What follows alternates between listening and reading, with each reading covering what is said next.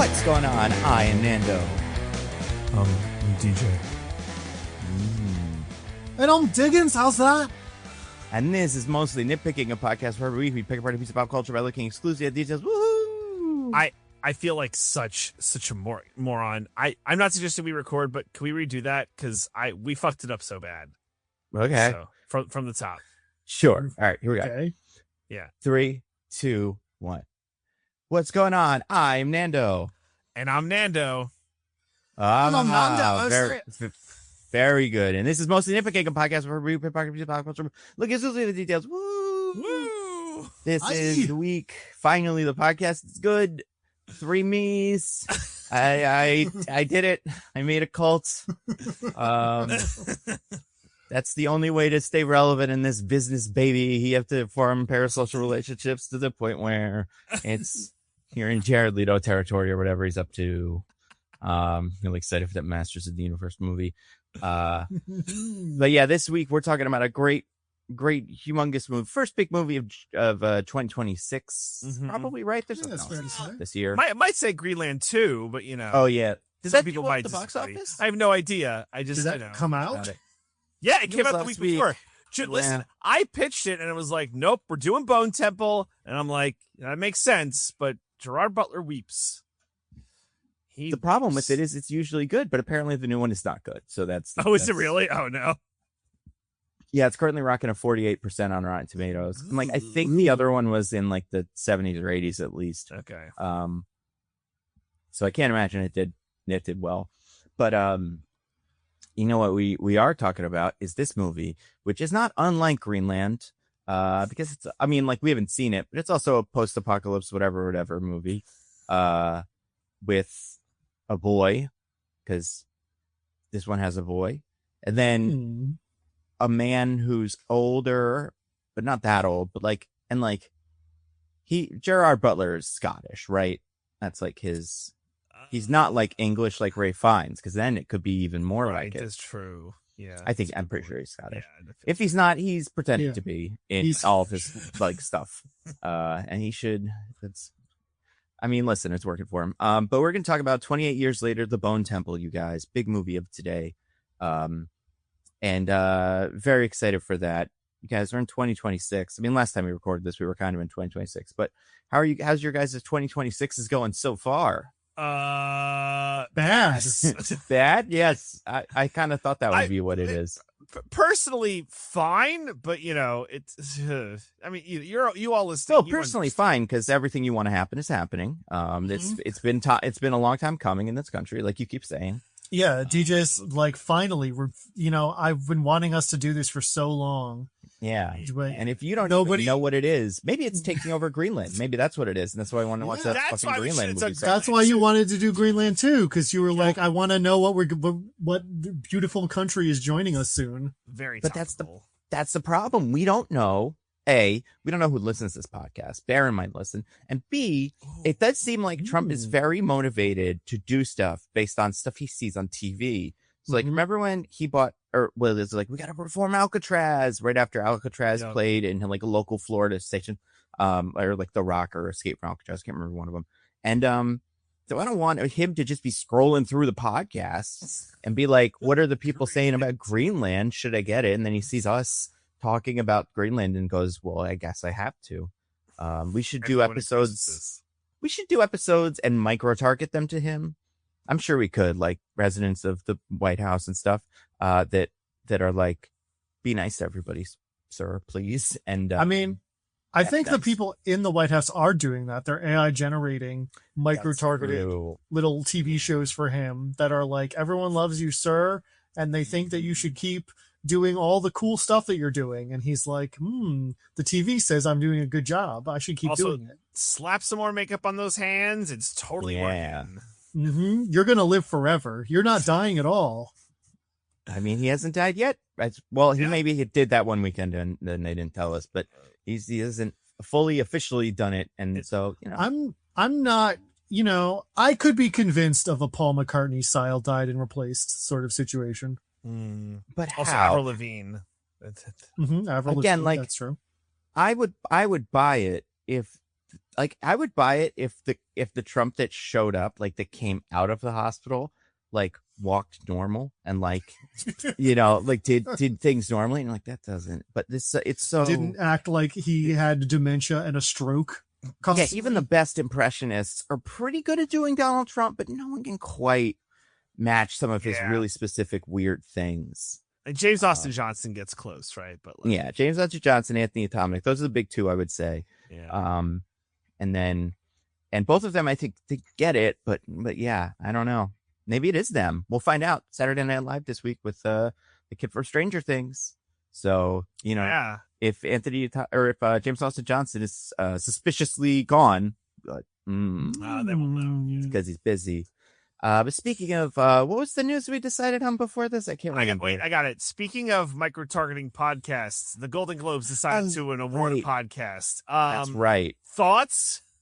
So we knew this was happening for a while. Like we knew this was coming down the pipe. Right. That's not the news, but it happened. There were 5 nominees, or maybe 6. I can't remember. But there were a couple. It was the Dax Shepard podcast, Amy Poehler podcast. Yeah. Good. Call Her Daddy, the one that's a podcast that isn't named after one famous person. The one that's Will Arnett, and then the two of them, Sean Hayes, and the other one, Jason Bateman. Yeah. Jason Bateman. And then another podcast that I think is by like the not the rap. It's like one of those The Daily podcasts on like New York Times or something. NPR. Yeah, something like that. Yeah. So between those 5, have any of you listened to any of them? Nope. No. Yeah, me neither. So I don't really know which is good.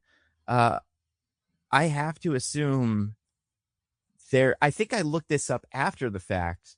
They're pretty low on the podcast charts, like compared to 20 or 30 other podcasts. However, that's kind of how Best Picture tends to go too. Like it's very rare that like one title after another is the highest grossing movie of that year. Do you really want the Golden Globes to give the award to Joe Rogan? I do. I think they should have to. Yeah, I think it would be, because it would be a statement about us as a people.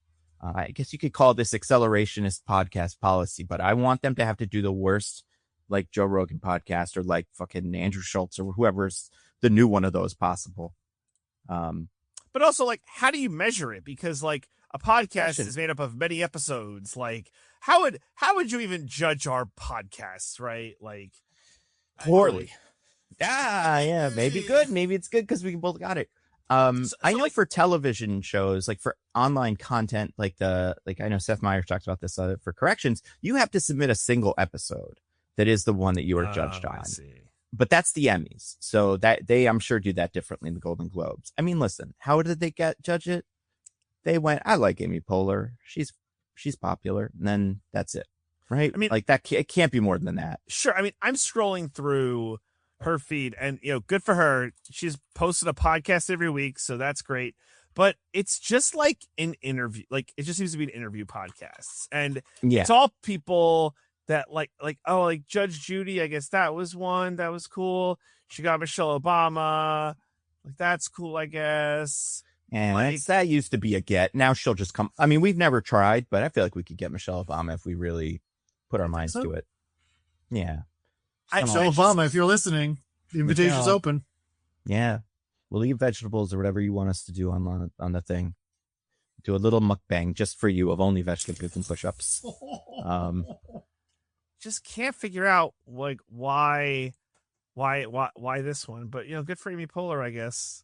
I mean, it really is just, I think they like her and she has a podcast, but like it's not the best podcast even a little bit. I don't like that well, I mean, I guess the Golden Globes, in a world where all awards are fake, especially now, they're the fakest. So I just don't like the idea. It's like we're going to celebrate movies and television and podcasts. Like, first of all, podcast primarily an audio medium. Hers is a video podcast, so sure. Was it? We're all. Well, no, there's no way the NPR was a video podcast, but let's say like that was it. Like podcasts. A lot of the big podcasts are video podcasts. All right. Yeah. It's all in the top 10 audio medium. Like your podcasts are pivoting to video. DJ, haven't you heard? Yeah. Well, when are we? Our fans want us to do it. When are we gonna make it a video podcast? When they stop wanting us to. Yeah, because that's how it works. You heard it, guys. You heard it Yeah. here first. But it's a thing like that should be a Grammy thing, right? Because I feel like podcasts are still primarily audio. I don't know who's watching podcasts because podcasts is a medium that, you do while you're doing something. I've never listened to a podcast from like, this is the thing I'm doing. You know what I mean? I mean, I think there have been some podcasts you could argue, none of which are the ones that they have, they nominated. And I wouldn't say very many of them exist now that you could qualify as art. Or at least like a sort of entertainment, like Serial. And I didn't think Serial was all that great, but like something like that is a thing. That's the thing with like these. It's like, it's a like nonfiction medium. There's nothing like that in the Golden Globes. Like that's not how any of the other categories work. They don't even do everything is right? Yeah. Everything is a produced, like, work of fiction. And these are just like, like, I guess the Golden Globes might have like some other, I'm sure there's like the second Golden Globes thing that nobody watches where they give away other stuff. But like for the most part, the ones that actually get, presented on the day, never any of the, anything like that. Not like well, maybe are there reality shows in there? I don't think so. I don't know. That's like an Emmy thing. You win an Emmy for like best reality show. Yeah. Like, I don't know. Like I'm looking at the podcast list right now. These are the top 100.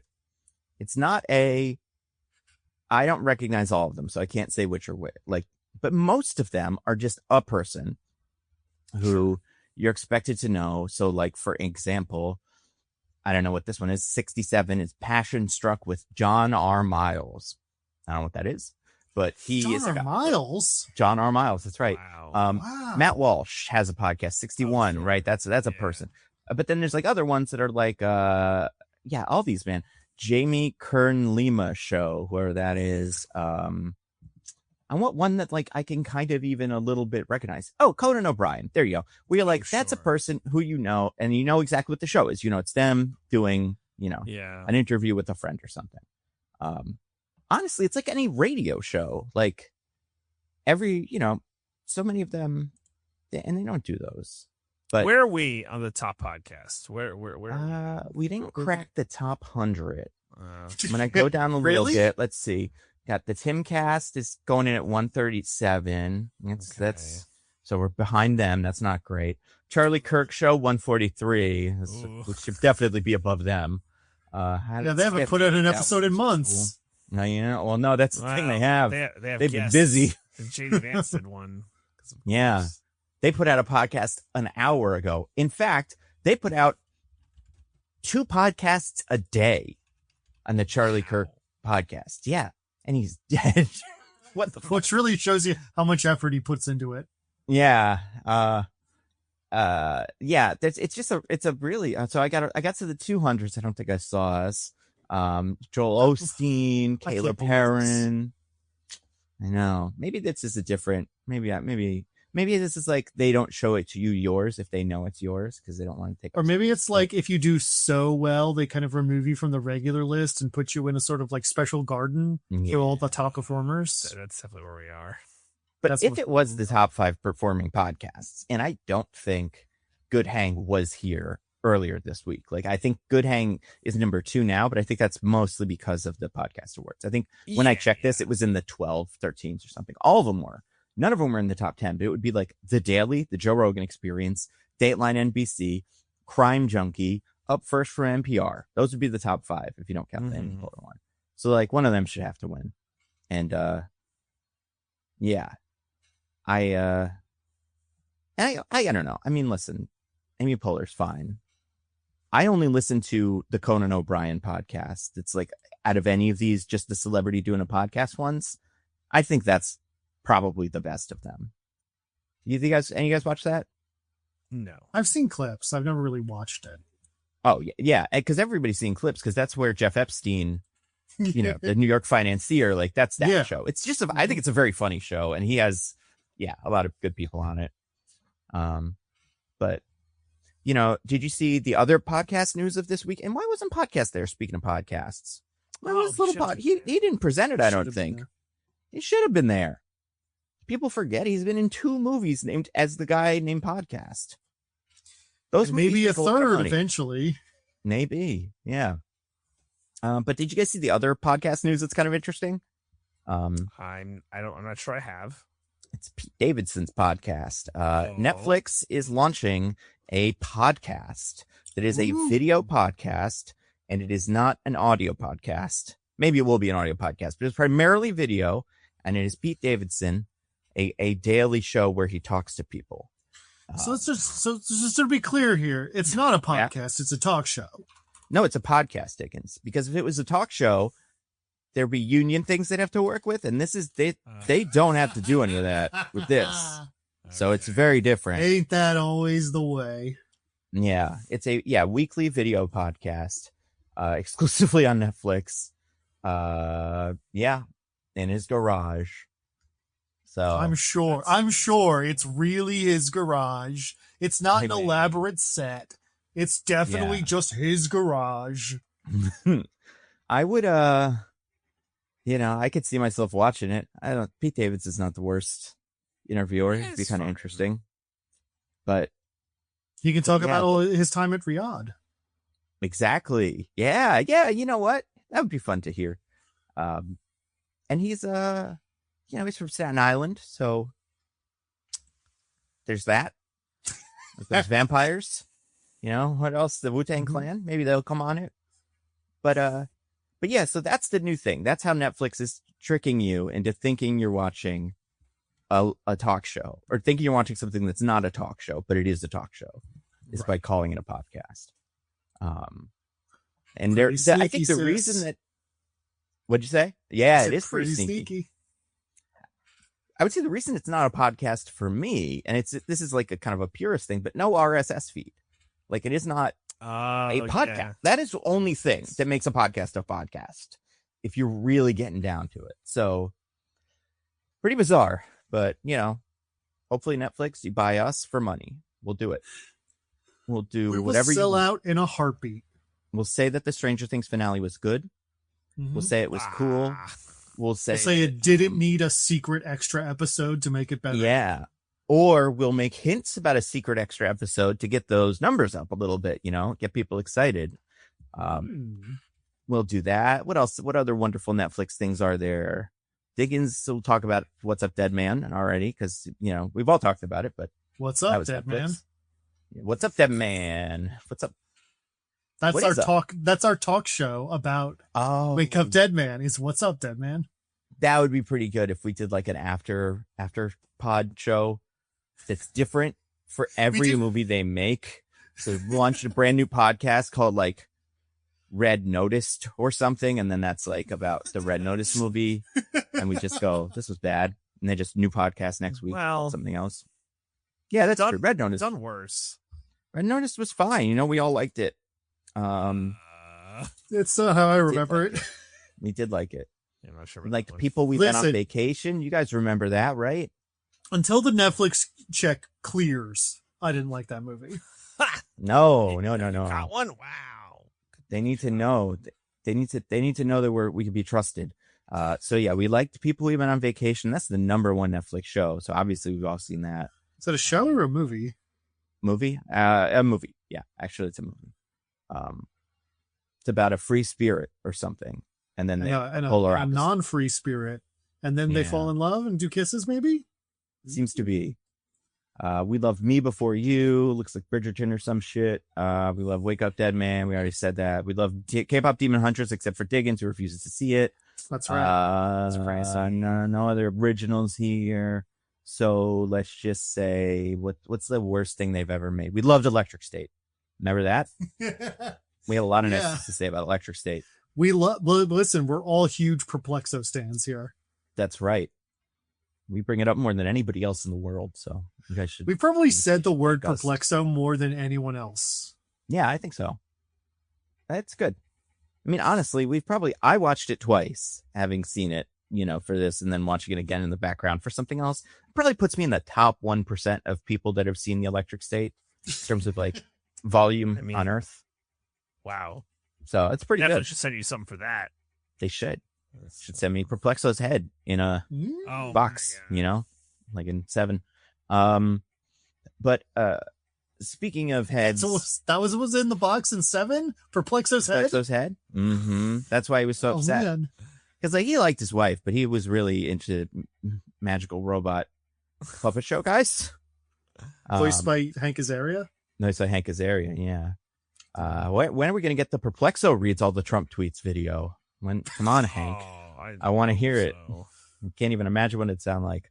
But yeah, speaking of severed heads, we got to talk about a movie this week. One of the biggest movies of the year. Like we said, Wake Up Dead Man. Just kidding. But Wake Up Dead Man, biggest movie of the year as far as we're concerned. But no, we're talking about what's this one called? 28 years later. The Bone Temple. Okay. Although, if you just watch the movie, you would think the name of this movie is The Bone Temple. This was why I was curious about this. The branding on this has been all over the place, and I've heard most people just call it The Bone Temple. Like if they're like, "Go to see a movie this week," The Bone Temple. That's what they say. So it's pretty good. All right. But yeah, let's do some classic. Let's do it. Mostly nitpicking stuff. Who's the winner? I think it's Dickens. Because I knew the name of Una Chaplin's character because I'm in love with her. Avatar's last thing. Right. I won the Avatar IMDb, so I'm in charge now. I'm the captain now. You see, here at Most of the Nitpicking, we like to play a little game called the IMDb, B as in spelling bee, where my two esteemed co-hosts have to try to guess what the IMDb summary for this movie is. Now, you might be asking yourself, where does IMDb get those summaries? Well, I'll tell you. Know that.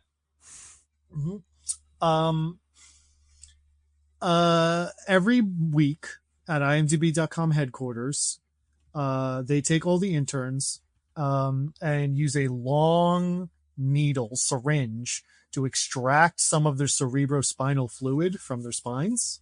Which is a very painful and dangerous process.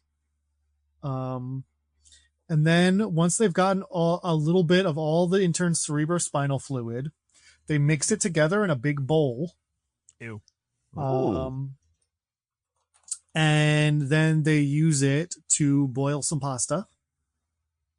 And then that pasta, that cerebrospinal fluid pasta, is brought to IMDb.com CEO John IMDb and put in front of him, and he eats it up. Yum, yum, yum. Little knife and fork. Very polite, tries not to slurp it if he doesn't have to. And then... What a gentleman. Because he's full of her cerebrospinal fluid now, John IMDb has a brain blast from Jimmy Neutron. Oh. And in his sort of like fugue state he enters from the brain blast, he writes down all the summaries of the movies that are going to come out that week, because this is every week they do this. So I have the brain blasted fugue state summary of this movie from John IMDb in front of me right now, and it's fine. It's pretty short. Oh, is it? Okay, that makes sense. I feel I could see I could see one of these where they just don't want to talk about it too much and want it to kind of stay surprising. Also, did you guys know Cerebro wasn't as big of a deal in the original X-Men comics until the movies? It existed, but like when the movies made it like this big giant room with the thing, and you said something, and it's like it used to just be like a little hat you put on. You could take the hat wherever you wanted.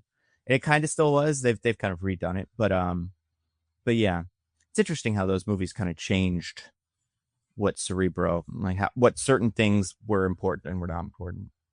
Well, that is interesting. Yeah. And you know what else is interesting, Nando? That as last time's loser, you get to decide who goes first.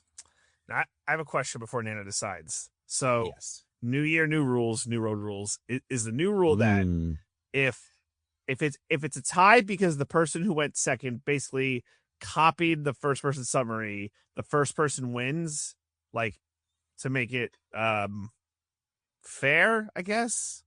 Well, but then why would the second person? Because like I was the one who proposed this, so I'll say like over the time I've thought about it, why would the second person do that then? Like it would never happen. That's the point. You want to disincentivize it.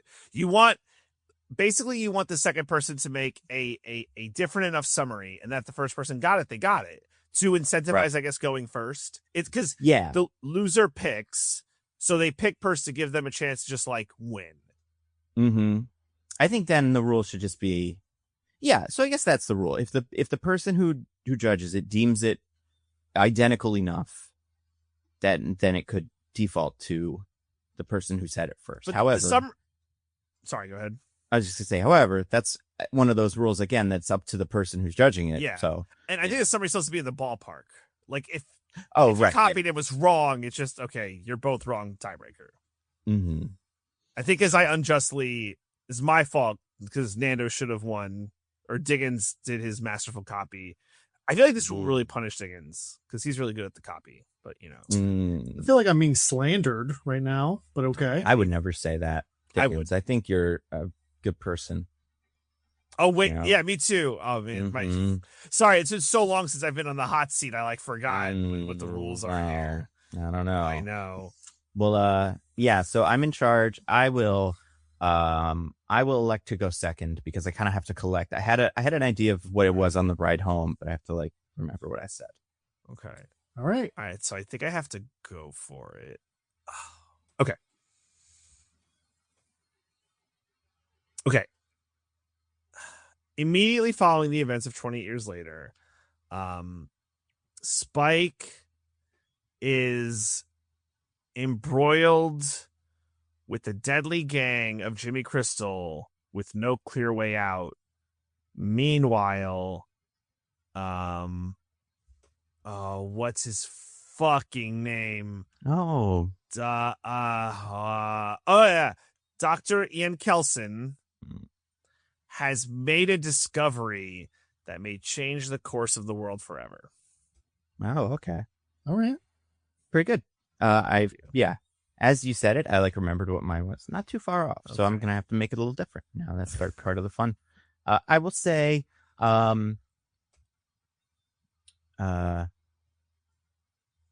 Spike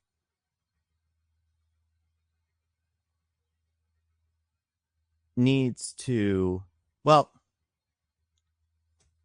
after joining the, what would you call them, clan of Jimmys, Spike needs to not get killed by, we're just going to start over. Spike finds himself in a dangerous situation involving the clan of Jimmys. And at the same time, Dr. Kelson,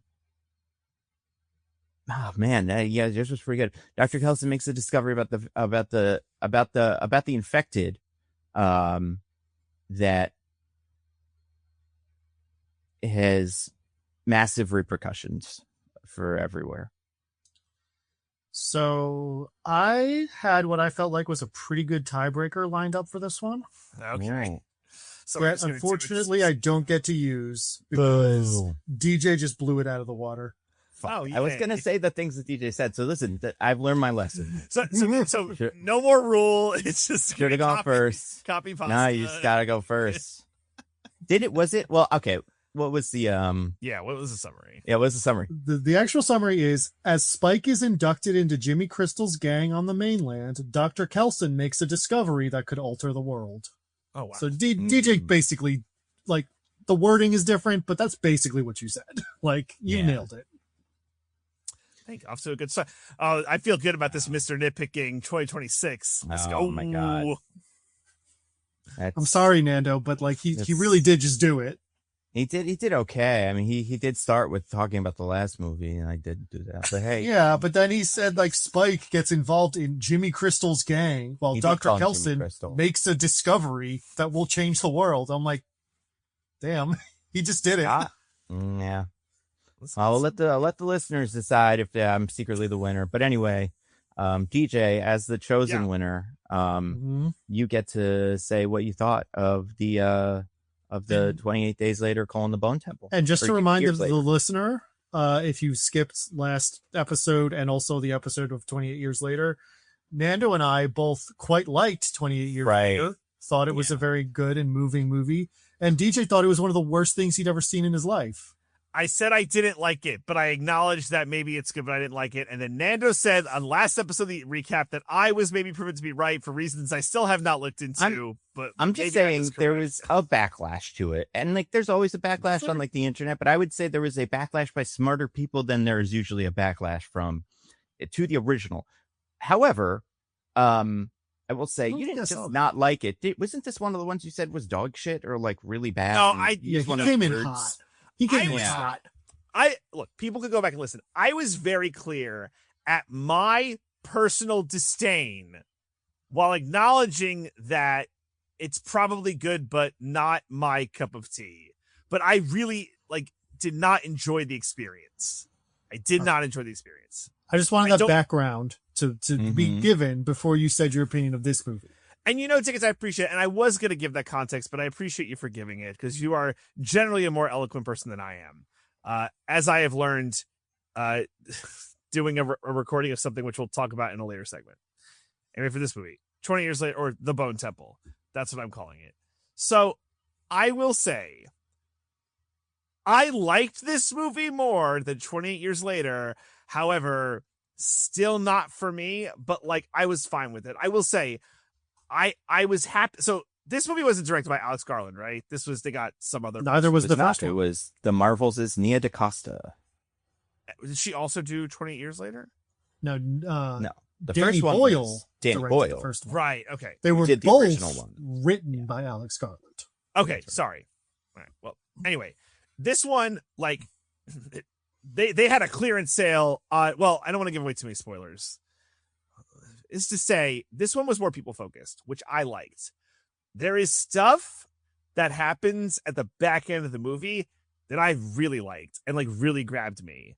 I still think it is tough for me for this world. Also, there's something that happens at the very end of the movie because I'm a neophyte to this franchise. I'm sure there were a lot of people who were in the theater and stood up and pointed and go that's the thing from the thing. And I think we talked about this last time. We alluded to it. So it's probably very exciting for those people. And I'm it's that's cool, I guess. But again, it didn't really grab me. So I enjoyed this movie more than 20 Years Later. I thought it was fine. I will say my one big critique. There was, we did the Moana 2 podcast. There was a lot of discourse around Moana 2. This was a TV show before being a movie, and you could see that it was a TV show. For whatever reason, watching a lot of this movie, maybe because of the pacing or there's by the summary, dual tracked storylines. It if you were to tell me that this was going to be a TV show on Max or whatever, I would have been yeah, I totally see it. Because I think some of the pacing for a movie, this is not a self-contained movie. This is it's almost like if they did a 28 Years Later extended cut, this would be all the stuff that was in it. Because it did not really feel like a self-contained movie. And again, you probably can't watch Lord of the Rings 2 Towers without watching The Fellowship of the Ring, right? But you really can't watch this movie without having watched 28 Years Later. So, that's my thoughts. That could be DJ, you're stupid, of course. But just my experience watching the movie. Nando, why don't you give the people what they want and talk about how fucking awesome this movie was with its 99% on Rotten Tomatoes. I definitely liked it more than you. I think it was pretty good. I think it's very I don't disagree that there is a strange, it does feel less of a complete movie than the last one did. However, I think it's still pretty fun, and it's got lots of interesting performances, although there was other stuff where I was kind of I came out a little oh, I thought there would be a little bit more of this, or I was kind of expecting, but it was things were kind of, I don't know. It's also a movie that covers very little time, right? It's a movie that takes place over the course of 2 days, I think. Yeah. And that maybe made it feel a little bit smaller for me than the other one. And these tend to feel, I guess, sometimes they tend to feel really big. This is definitely the smallest of them, in terms of just the scope of it. We didn't meet very many new people. didn't explore any new areas. But I still liked it. I think the performances are good. I think it had a good balance of things I was interested in and things like, while it did do kind of two plot lines running next to each other, I didn't find one that much more interesting than the other. So like I was always pretty much into whatever the movie was giving me. I think the ending is definitely the best part and exciting. And yeah, I would have a hard time not enjoying this movie because I do think it's good and like it's very good. But I don't have too much to say about it that can't. I guess there's not too much I got to say besides like spoilery stuff. But yeah, it's interesting. I liked it. Diggins, what about you? Where are you on the Bone Temple? So I actually do agree that there is an odd sense of like, the movie existing in conversation with the first one, where it's, in my head kind of compared it with the idea of like, you guys played Ocarina of Time back on the N64. Yeah. And then they made Majora's Mask, where they just used all the same assets, but they made a new game. So it's like, is that quite a sequel? Like, but it's kind of a sequel, but it's also kind of its own thing, but also it draws so much from that first one. And like, that's, I was going to say, really short lead time. Yeah. Like the next game came out like 2 years later or whatever, right? It's like, because wow, they reused all the assets. Like, so they it's didn't like, have to it's make like so many assets. What a nice little thing. It's like, oh, we had a game, and then a couple years later, like another game. That's cool. So yeah, that right. vibe is also similar. It kind of feels like the Guardians of the Galaxy holiday special that they released right after they filmed the third one, where you're like, yeah, everybody was still there, so they did it. And this doesn't change the other movies, but it does kind of matter to understand them. And like, you wouldn't really enjoy this, I don't think, if you hadn't seen this. So it felt kind of like that to me, which is a thing I liked about it. Actually, I liked that sort of sensation, because it's something that like we don't really get very often, and so it made it feel kind of novel and interesting.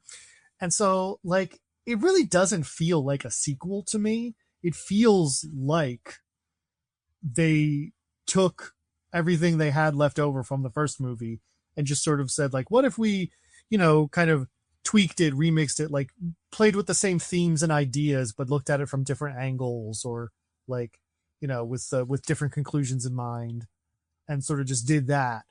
And I think that's like kind of a fascinating sort of almost like cinematic experiment. And so I really appreciate it for that. And I don't like it as much as the first one. I think the first one really hit home for me in a way that this one doesn't quite manage. But it's still like visually so interesting. Ray Fiennes' character is like this such a fascinating guy in a, oh my gosh. And it's just such a philosophical sort of series, these two movies, in like what it's trying to like grapple with and convey. And I don't know, I it's just something about it just really is really pleasing to me. So like, I still like the first one more. I agree that this one kind of feels dependent on that one in a strange way, where it's like, it doesn't feel like this one can exist without the first one. But there's something about that I just found very compelling. So I really enjoyed it. I like it a lot. Interesting. Right. Cool. Interesting. I'm trying to remember. What did this get? Like you said like 99 on Rotten Tomatoes. Is it like that high? I have no idea. It's not 99, but it's in the 90s. It's pretty high. It is. Yeah. No, it's doing pretty well. What did the last one get? Because like, is this quite better? high. Yeah. Is this better reviewed than the last one? Is what I'm wondering. Looks like this is in a 94 currently, and I think that's around all of that. I think. Okay. Oh, other one 89. So as of now, this is the better of the two. However, yeah, it's on that might on change. the margins. I do think I'll take Diggins' point on It's also like pretty much over 100 more reviews on 28 years. Yeah, there is on this one so far. But I think like there are some themes that like, had you not seen the first movie, that you're like, oh, it's interesting that guy said that thing. I wonder what he meant by that. I wonder why this character keeps saying this Latin phrase. So this, I think he wants to shoot Abraham Lincoln. That's what I think. Just kidding. He probably would though. If he was a zombie, but he's a vampire. Yeah. He's not a zombie, so he can't do that. Different things. Is it because he says Latin phrases? Because he never says that Latin phrase. Now, he would say it though. I think he loves Latin so much. Okay. Just to be clear. Probably trying to bust that out every chance he gets. Be like, you guys would actually, that kind of reminds me of this, and then that becomes the thing. I feel like if he really wanted to, he could have busted it out at the end. Yeah, he does, doesn't he? Oh, you mean like to the other? Yes, he could. That's true. But yeah, so interesting. Well, you know what we got to do? We got to summarize this movie. We got to summarize 28 years later, the Bone Temple. So I have to ask the obvious question, because again, Roger took me to school during the our annual yearly look back and look ahead pod. Are we keeping the same format? Right. I don't know. I guess what do you guys talk think? About this ahead of time? No, I figure it out now. All of my intuitions are wrong, so I'm inclined to say whatever I think we should do the other thing, because I have no sense for these things. Diggins, where are you on this? I mean, I figured we would just keep doing it just because it's what we're doing right now, but the sicko shit thing to do would be, it's like dealer's choice. So like, yeah, it's like I'm either going to summarize the movie in 15 minutes and we'll have wheel slices, or I'm going to take however long it takes and you guys just interrupt me as we go along. That would be like the fucking sicko. That'd be, yeah. Right. Well, but you're not summarizing the movie, DJ, because you won. No, I'm just saying, like, moving forward, what if that were a thing, right? Right. I don't know. I mean, you could try it. You can try to get away with it. What do you want to do, Nando? I think I'll do the normal one. I do think I could, like, knock this summary out in like 10 seconds or 10 minutes, like whatever. Avatar in 15 minutes. Yeah, you could do this in 3. So little happens in this movie when you really get down to it. And they talk, and then they talk, and then they talk. Yeah. He said. They look over there. He said. But yeah, I don't know. We'll give it a shot. I say we do the normal way, for like the way we've been doing it up until now. Okay. And then, you guys could tell us, come into the comments of the Discord, tell us what you think we should do. But no, and we'll do the opposite. Yeah. Well, we won't listen. Yeah. Definitely, it's worth trying. Unless we get the sense that you're telling us the opposite of what you really think to try to trick us, then we'll do what you say. Yeah, we're pretty good at this. Figuring out what we shouldn't do and then doing that. We got good sense for it. But I'm the one who's gonna start, so I'm the one that gets to do the summary for this movie. What's the theme timer for today? You know what? I'll check. I mean, it's January. Do they have an MLK one? We're around MLK Day. I'm just saying. I hope they don't. What would it count down to, TJ? I don't want to know about that. You know. I would time it more to like the movie. MLK Day's around the corner. Until I feel like there's like a Halloween theme or something I could probably pick for this. It's Jan. Some kind of for the movie. Yeah, but for the movie, like it's the vibe of the thing. Because it's very little. The first one of these that will come up to in a year is St. Patrick's Day. Okay. Oh wait, no, that's Valentine's Day. Valentine's Day is first, but it comes at the end of the list for some reason. But yeah, looking at all of these, it's alphabetical. I would say it had to be the scary Halloween pumpkin once again. Spooky. Yeah. Zambo. So I'm gonna set it to go. Here we go. I will share it, and during this part of the thing, I am going to spoil the movie. So if you want to know what happened, if you don't want to know what happens in the movie, don't watch this part. Even just the summary, because the summary might say things about what happens in the movie. But also our wheel slices might be. We'll probably also. You also just go to Rex or something. Yeah. Well, that's the thing. Okay, so here we go. I'll start it. Ready? Okay. 3, 2. Actually, no. It's funny. Actually, now you mentioned it, because this movie is about how they managed to cure zombieism by medicating them, and that kind of reminds me of something I was watching today. Yeah. Or maybe it was the other day. I actually saw it like a week or two ago. Guessing that show Joey, the one with Joey Tribbiani from Friends. Yes, the spinoff. Yeah, Dre DiMatteo and others. Dre DiMatteo, yeah, all kinds of great stars. Lucy Liu, very briefly. Yeah. So people love her. Yeah, until she goes and gets, has better things to do, I guess. But I was watching that episode. There was an episode that I was watching recently.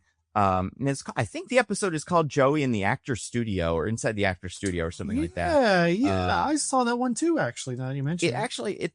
It's funny because, like I said, there's a subplot in the episode, which surprisingly doesn't really line up with the main plot of the episode.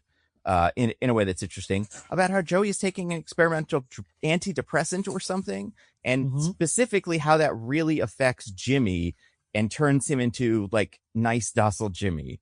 And like it very much mirrors what we see in the Bone Temple.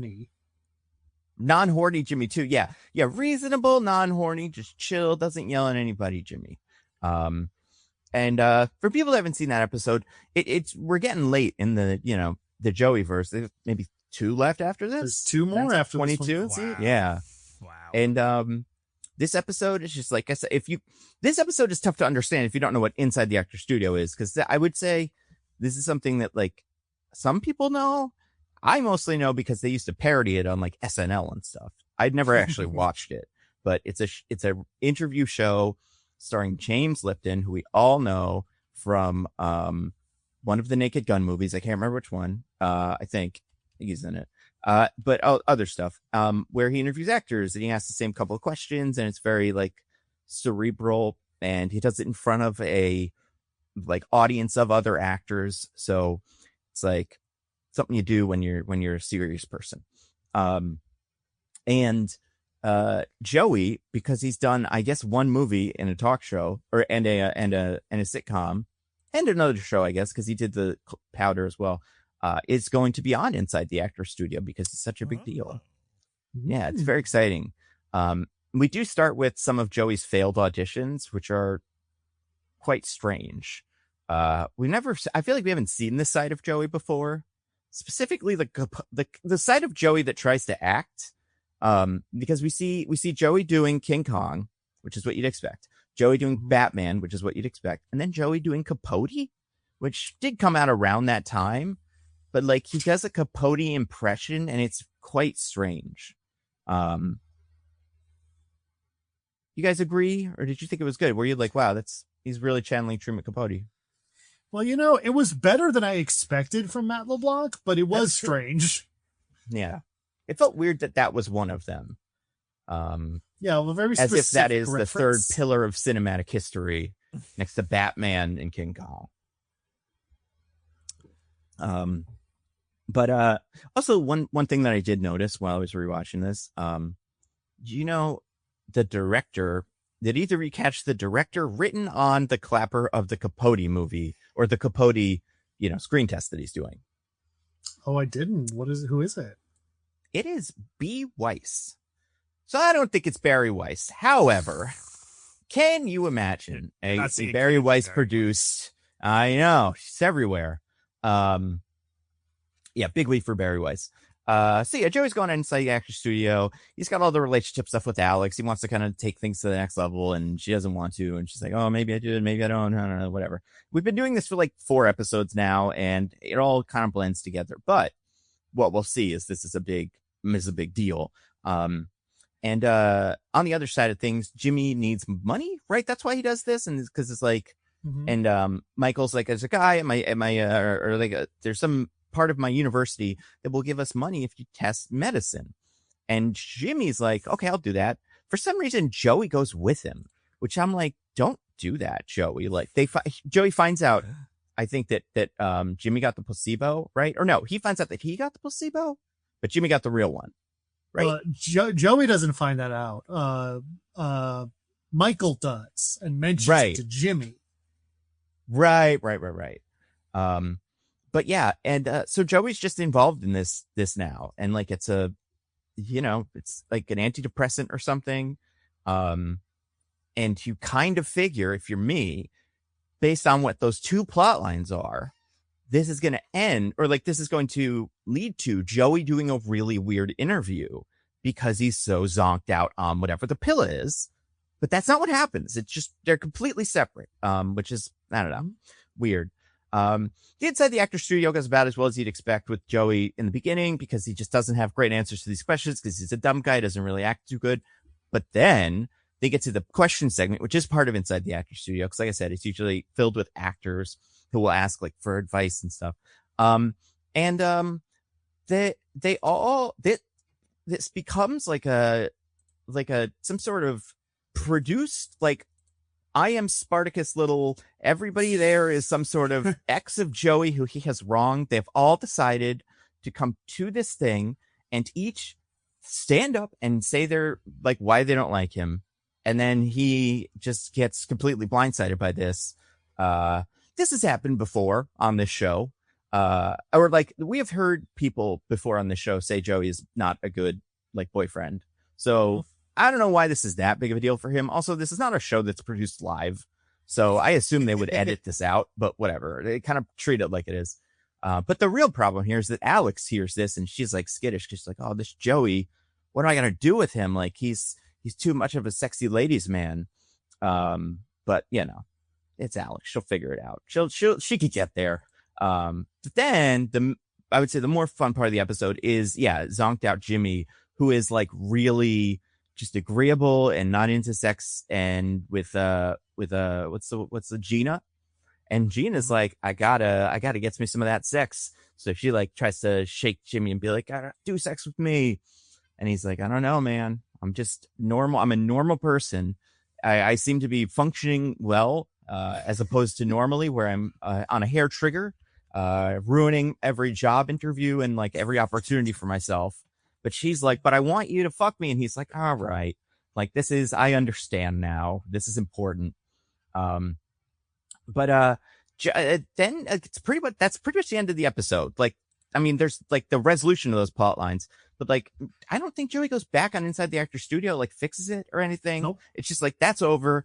And, Joey and Alex have a big reconciling where he what's the word? Like promises to her that he's a good boyfriend and stuff or whatever. And then they're kind of together or whatever. I don't know. Where does this end with them? I mean, having watched it, you guys would know, but like, where would you say their status is right now? Well, it seems like they've got to a point where it's like, they're gonna try a more serious thing. Right. But like they're not quite like at like boyfriend girlfriend. It's just like, let's see how we feel about this. Yeah, that's true. I would say like, it's not quite committing to her, but it's committing to not being a piece of shit with her. So like if their relationship ends, she's not going to join the Joey ex-wives or ex-girlfriend brigade and ambush him at his next press event. She's not going to join the First Wives Club or the evil exes of Joey. And there's a lot of fun stuff you could do with that. But then, also what is the oh, right. Jimmy stops doing the drug, but it turns out while he was doing the drug, he hung out with Michael too much, and now Michael's getting a little too chummy, even though he is his father now. And like, I thought the show had crossed that bridge. But he's still kind of like, I don't want to be his father that much. I just want to be as father enough so that his mom lets me sleep with her. Because I don't like this kid or his, things. But when he's on drugs, he does. So, that's another reason why the medication seems like it worked and he should take it. Like, this is a Listen, he seems to really like having sex with Dre the Mateo in this universe. Like, it's a big deal for him. However, do you guys think it is better for him than having a functional relationship with everyone else on planet Earth? Because I feel like it's an interesting decision this episode comes to with Jimmy. Nando, don't you think that's what love is? That's true. Being a really weird, like, yelling guy who hates his son but doesn't like it when he hugs him. That's a good point. Exactly. That's love. Yeah. But yeah, it's surprising, speaking of Bone Temple, of how much stuff, like how little stuff feels like it happens in this episode compared to other episodes of Joey. Very few scene changes. There's like an in the house bit, and then they do the thing, and then they're back in the house, and then that's kind of the end of it. Also, one thing that is really weird that I didn't notice until I went back to find the Barry Weiss thing. I'm pretty sure, is it this one? Yeah. Is his name Larry? What's the name of the weird neighbor? Howard. Howard is like eating breakfast at Joey's place or something. Like, he is just there, which is strange to me. But yeah, I don't know. What do you guys think of this episode, Joey in the Actor Studio? Well, I tried to avoid it for as long as I could, but would you believe with only like 3 Joey episodes left, I did not watch this episode. I did not. I would not believe it. But I think you should believe it. I mean, as long as you do good summaries, you'll never have to prove it. So, as long as you stay in the driver's seat for 2 more episodes, and the next one you won't have to compete.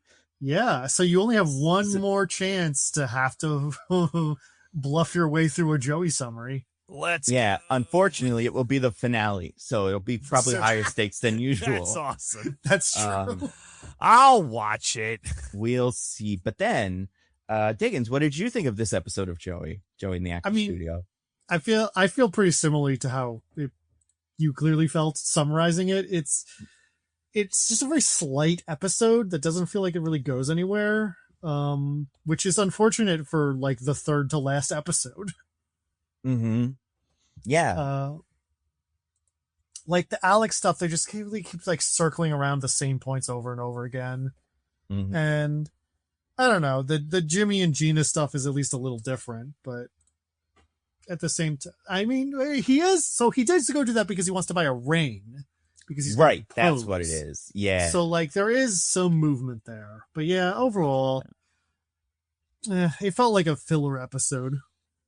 It really did. And I enjoyed Jimmy in this episode, like calm Jimmy. I think that's fun. But yeah, there just wasn't enough of it. And also, like, I think James Lipton was kind of funny in this episode. He does this a lot. Like, if you have a show where you're an actor, it seems like he will come on the show to do fake inside the Actor Studio with you. And like, he fits in. But yeah, I was kind of expecting this episode would end with them going back and like finishing the thing because of all the chaos that upended the first interview. But they just don't do that. And it's kind of a bummer. But so yeah, not my favorite episode. And it doesn't really, and even though it's an Inside the Actor Studio episode, it doesn't really have much to do with acting either. Like, it is one of the Joey plot lines that seems like it will be taking advantage of the fact that he is, a famous actor, but it kind of uses that to stealth get back into him and Alex don't have a great relationship together, and that's kind of a shame. So, I'm seeing how this can go. I'm seeing how this could be the end of Joey. However, no one saw this because this was one of the ones that didn't air. So, interesting to see. Can't be that much the end of Joey. But anyway, yeah. Now that I'm, I got that out of my system here. I'm luckily I didn't hit the start button on the timer right before I said that, so we can go back to like the regular time thing. So I will start, and I will do the summary, and I have the Halloween pumpkin guy. Again, I don't think 15 minutes is a lot of time for this one, so I'll do my best to maybe wrap it up early. We'll see. And you guys feel free to jump in because we have time. Jump in with corrections and stuff. But yeah, here we go. Starting in 3, 2, 1. Okay. All right. So this movie starts with, characters from last movie: Spike, The Jimmies, which are important to explain, are a bunch of guys that dress up like Jimmy Savile, a comedian from the 2000s and 90s who was later outed as a pedophile. But at this point in history, that is not a known thing. He is instead kind of like a Bill Cosby, I know, but like America's Dad kind of type figure. And he grants people's wishes. So I think that's partially why this guy's kind of into it. So there's a band of them that meet Spike at the end of the last movie. Spike at the end of the last movie took the zombie baby and he grants people's wishes. So I think that's partially why this guy's kind of into it. So there's a band of them that meet Spike at the end of the last movie. Spike at the end of the last movie took the zombie baby, which doesn't have zombieism, it seems, gave it to his father and said, like, I'm going out on my own after his mother died not from cancer, but died at, at the, what's the word? Like by the Dr. Kelson's hand, because she was going to die from cancer later. So like, yeah. So that's the end of that story. What's up? Euthanized, right. I knew there was a word that is. So then, yeah. So the Jimmies are weird. We've kind of got a sense for this from the beginning because the main one, Jimmy Prime, is played by Jack O'Connell, the bad guy from Sinners, who is, I look a picture of this guy just now, looks so normal. I would never believe it's him. He could be in a fucking Hallmark movie. He's such a normal, like just conventional, handsome looking guy. They make him look so gross in this movie.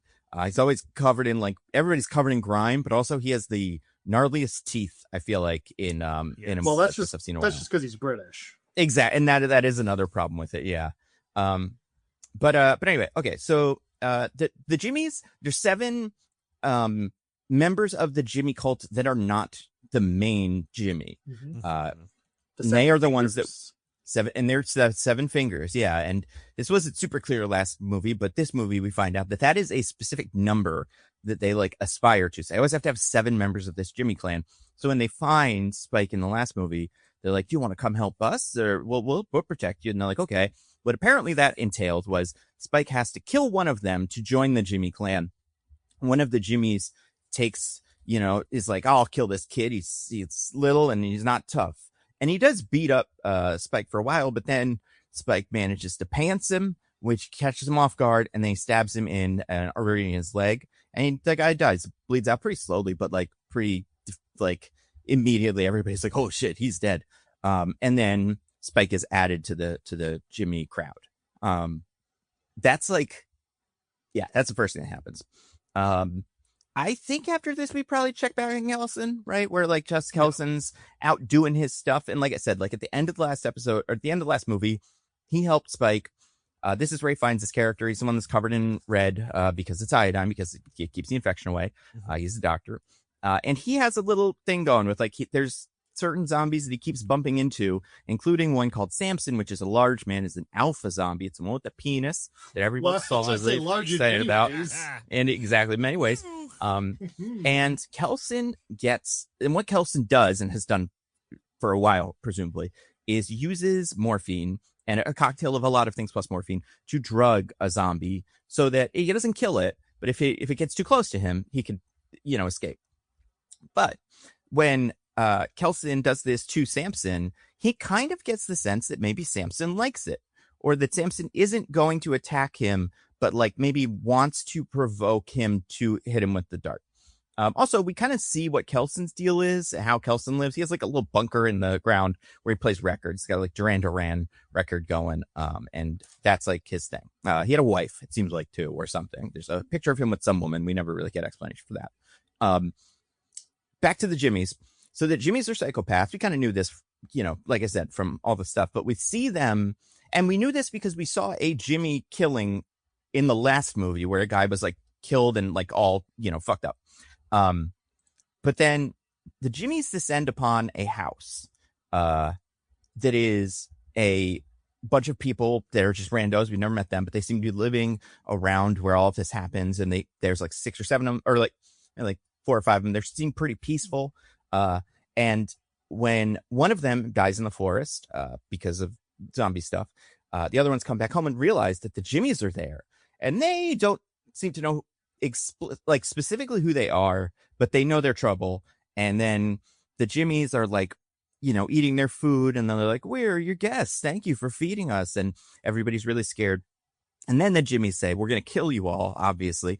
So then the one of the people tries to fight back. The Jimmies all subdue all the people except for the main woman who we kind of saw earlier. She's able to escape. But we don't know where she went because she like just kind of disappears into nothing. Spike is part of this, but not really involved. Like Spike does not want to, like he's too new to really get into it. But B, like we're getting a sense that there's some Jimmies that aren't as into it as other Jimmies. Back to Kelson, probably. Kelson is drugging Samson, and he keeps doing it. And then Samson is like, chill now. And he's even able to kind of communicate with Samson, not like speak to him, but kind of say, do this, and then you do this. We also see, I can't remember if we see this through Samson's eyes or somebody else. No, probably Samson. That when zombies kill people, they see them as a zombie. I don't remember if this was in any of the other movies. It's not in any of the other movies. We do see it as Samson. Like it is Samson. Okay, yeah. So that's interesting. But yeah, Samson's just kind of chill, and Kelson's like, oh, this is interesting. Like I always wanted to see what this is. Also, I'm just kind of lonely. So he starts doing this thing where he drugs the zombie, drugs himself a little bit, and then they just chill and chat and like talk about stuff, and they're like friends now. And he gives them pants. That's really cool. And then they, well, oh, and I didn't mention this before, but Kelson hangs dong real quick. So if you were, you know, wonder if there's gonna be some dong, we got 2 dongs. And there's other dongs as well. But so Kelson's doing this. Fines for hanging dong. Exactly. Very brave. Back to the farm with all the Jimmies. They torture all the other people. They do this thing they call charity, where they can give the people something, because that's what Jimmy, what's his name, did. Jimmy Savile. He would like give kids things and grant their wishes. But in this case, it's always something bad because they're Satanists. For this, it's like they de-skin a bunch of the people, but then one of them is like a like young guy. So they're like, you can maybe join our crew of Jimmies if you kill one of the other Jimmies. So they have a little fight with him. But we learn that I guess the sister or girlfriend or whatever, did manage to sneak into the barn before all this happened. So she manages to kill another one of the Jimmies. And then the brother or whatever manages to set a Jimmy or 2 on fire. Also definitely kills his family members who are being tortured. And the whole barn burns down. Spike and the other Jimmy that seem to be kind of on the fence about all this, played by Empress Ness from a fucking Solo movie or whatever. They're outside during all this, so they don't see this happen. But they're like, oh, is he really cool? What is it? You know, Spike is supposed to kill the woman because he's like, she runs away. He doesn't do that. She hits him in the balls, which is funny. Mortimer, no. Nice. I know. She hits him in the balls, which is funny. And then Jimmy's like, well, should we kill him? Because that's what we do. He talks to old Nick, which is like their god or something. And he's like, the devil, right? Yeah. And then Aaron Kellyman's character is like, well, no, because I actually saw the devil the other day. He's orange and he lives in a bone temple. They don't say bone temple. Well, maybe they do. I don't think she says it. They never use those words, but yeah, she sounds like a palace of bones. Bone palace. Yeah. So he's orange, lives in a bone palace, hangs out with the zombies. So like he's here, and you could tell Jimmy's both believes in the devil, kind of, but also is kind of skeptical of this.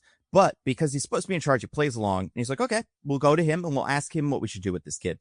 So they do that. And that's now the plots are converging. Jimmy Prime, goes to talk to, Kelson. And at this point, Kelson has like made some discoveries. Like he had a bit where he hung out with the main zombie, and he's going to kill him because he's like, I'm running out of morphine, so I should kill you. It's like, that's the nice thing to do.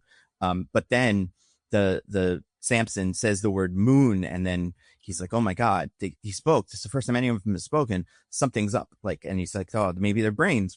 So he gives him medication, like a psychiatric, some sort of, something. An antipsychotic of some kind. Antipsychotic, right, yeah. Because he's like, the infection affects your body and it affects something else. But what if it also affects your brain in a way that we have never thought of before? So now Samson's like weird. Samson's like, things are going strange for Samson, but he's not involved for this. The other Jimmy shows up and he's like, I I don't think you're the devil. And he's like, well, I mean, in the beginning he does, but then he's like, but I'm not the devil. It's like, okay, cool. I didn't think you were, but maybe, you know, you never know. Gotta check. But I do need need you to help me out because my guys think you're the devil, and it would be really handy for me if you pretended to be the devil for a little bit I'm doing, because there's also like kind of rumblings that they may depose me if I'm not the devil. But Kelson's like, this is a bad idea. I don't want to do this. But then Jimmy's like, I'll kill you if you don't do it. So then he's like, all right. And they come up with a plan we don't see, but presumably they, you know, figure something out. That night, because it's going to take Kelson a little while to set it up, Kelson sets something up. Also, kind of, I think this is maybe when he gives Samson the medicine for the last time. Because he's like, I was going to try to do this more slowly, but some devil stuff's happening. So let me do it all at once just in case. And he sends Samson away. Samson's going to go to a train car because that is familiar to him for some reason. And he's totally like out of it. Like he doesn't act like a zombie that much anymore. He's like walking around normally. His eyes aren't all bloodshot. He's washing his hands and stuff. And he goes into a train and we see a flashback of him on the train as a kid when the big zombie thing starts, like the 28 days later, day 0. And he speaks to the train conductor in like a regular sentence. He's like, I don't have a ticket. But now we wake up and we see Samson was doing that. So Samson can have memories, but all the zombies are there and they're trying to kill him. So he rips them all in half, like in the, last one, pulls all their spines out. The Jimmies have a little rebellion kind of, but the Aaron Kellyman, like the other one tries to run away. Aaron Kellyman managed just to trick main Jimmy into thinking that the Jimmy that caught them was actually trying to run away. So now they're down to like 3 Jimmies, and Jimmy Prime. But they are going to go see old Nick because they have an audience with him. It's going to be really important, but they can't talk to him, and we'll see what he says. Who knows? Maybe he'll give us a boon or whatever.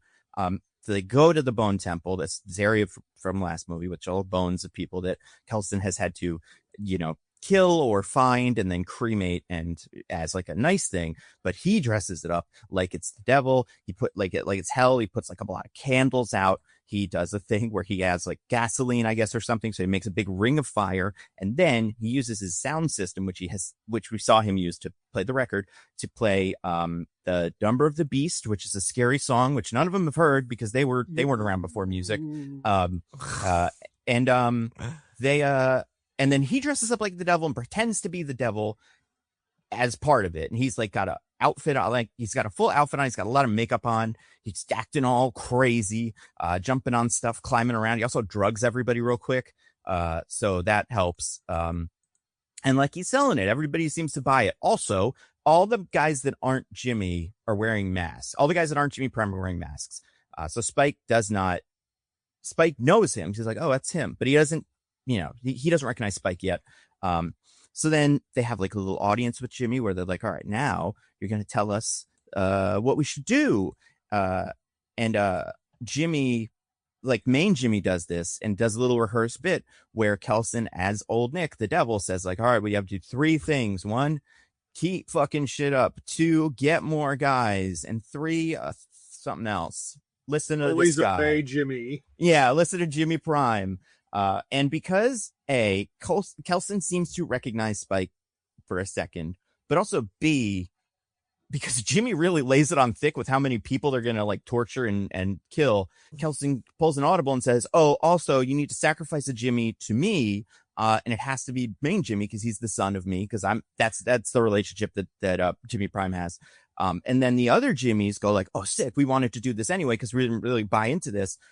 And so they do. And Erin Kellyman's one is the best at killing, seemingly. So she manages to kill the other ones that are going to maybe help him. And then they kill Jimmy. Not before Jimmy stabs Kelson. And they'll kill Jimmy, to be fair. They crucify Jimmy upside down on an upside down cross. But like Jimmy, exactly. They stab Kelson. So Kelson dies. Kelson sees Spike and he's like, oh, Spike, it sucks that this happened. But hey, don't get fucking killed, or whatever. And then, they leave. And now it's Jimmy, or now it's like the Jimmy, that was Aaron Kellyman, whose name is Kelly, which is helpful. who has now kind of gone like, you know what, that was bullshit. Her and Spike are wandering the countryside, and also they bump into Cillian Murphy and the daughter from 28 Days Later, who are also living in the countryside, and then those guys are going to help them in the next movie. Also, Samson kills Jimmy Prime with a jump scare. So confident we were going to finish early, and you were down to the wire there, good sir. I stretched it out a little bit, but also I feel like there was some. I feel like I could have summed up the Samson plot in maybe like a minute if I really wanted to. Not that it's not good, but it just doesn't. There's not a lot to tell.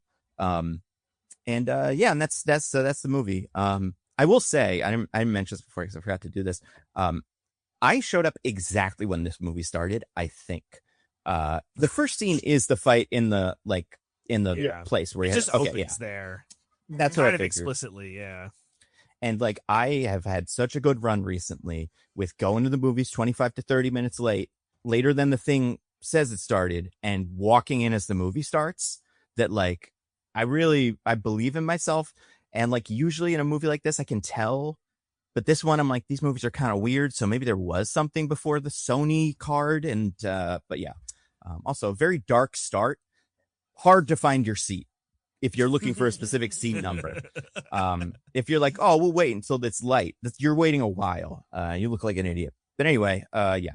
Also, use my popcorn pass. DJ, you got popcorn pass?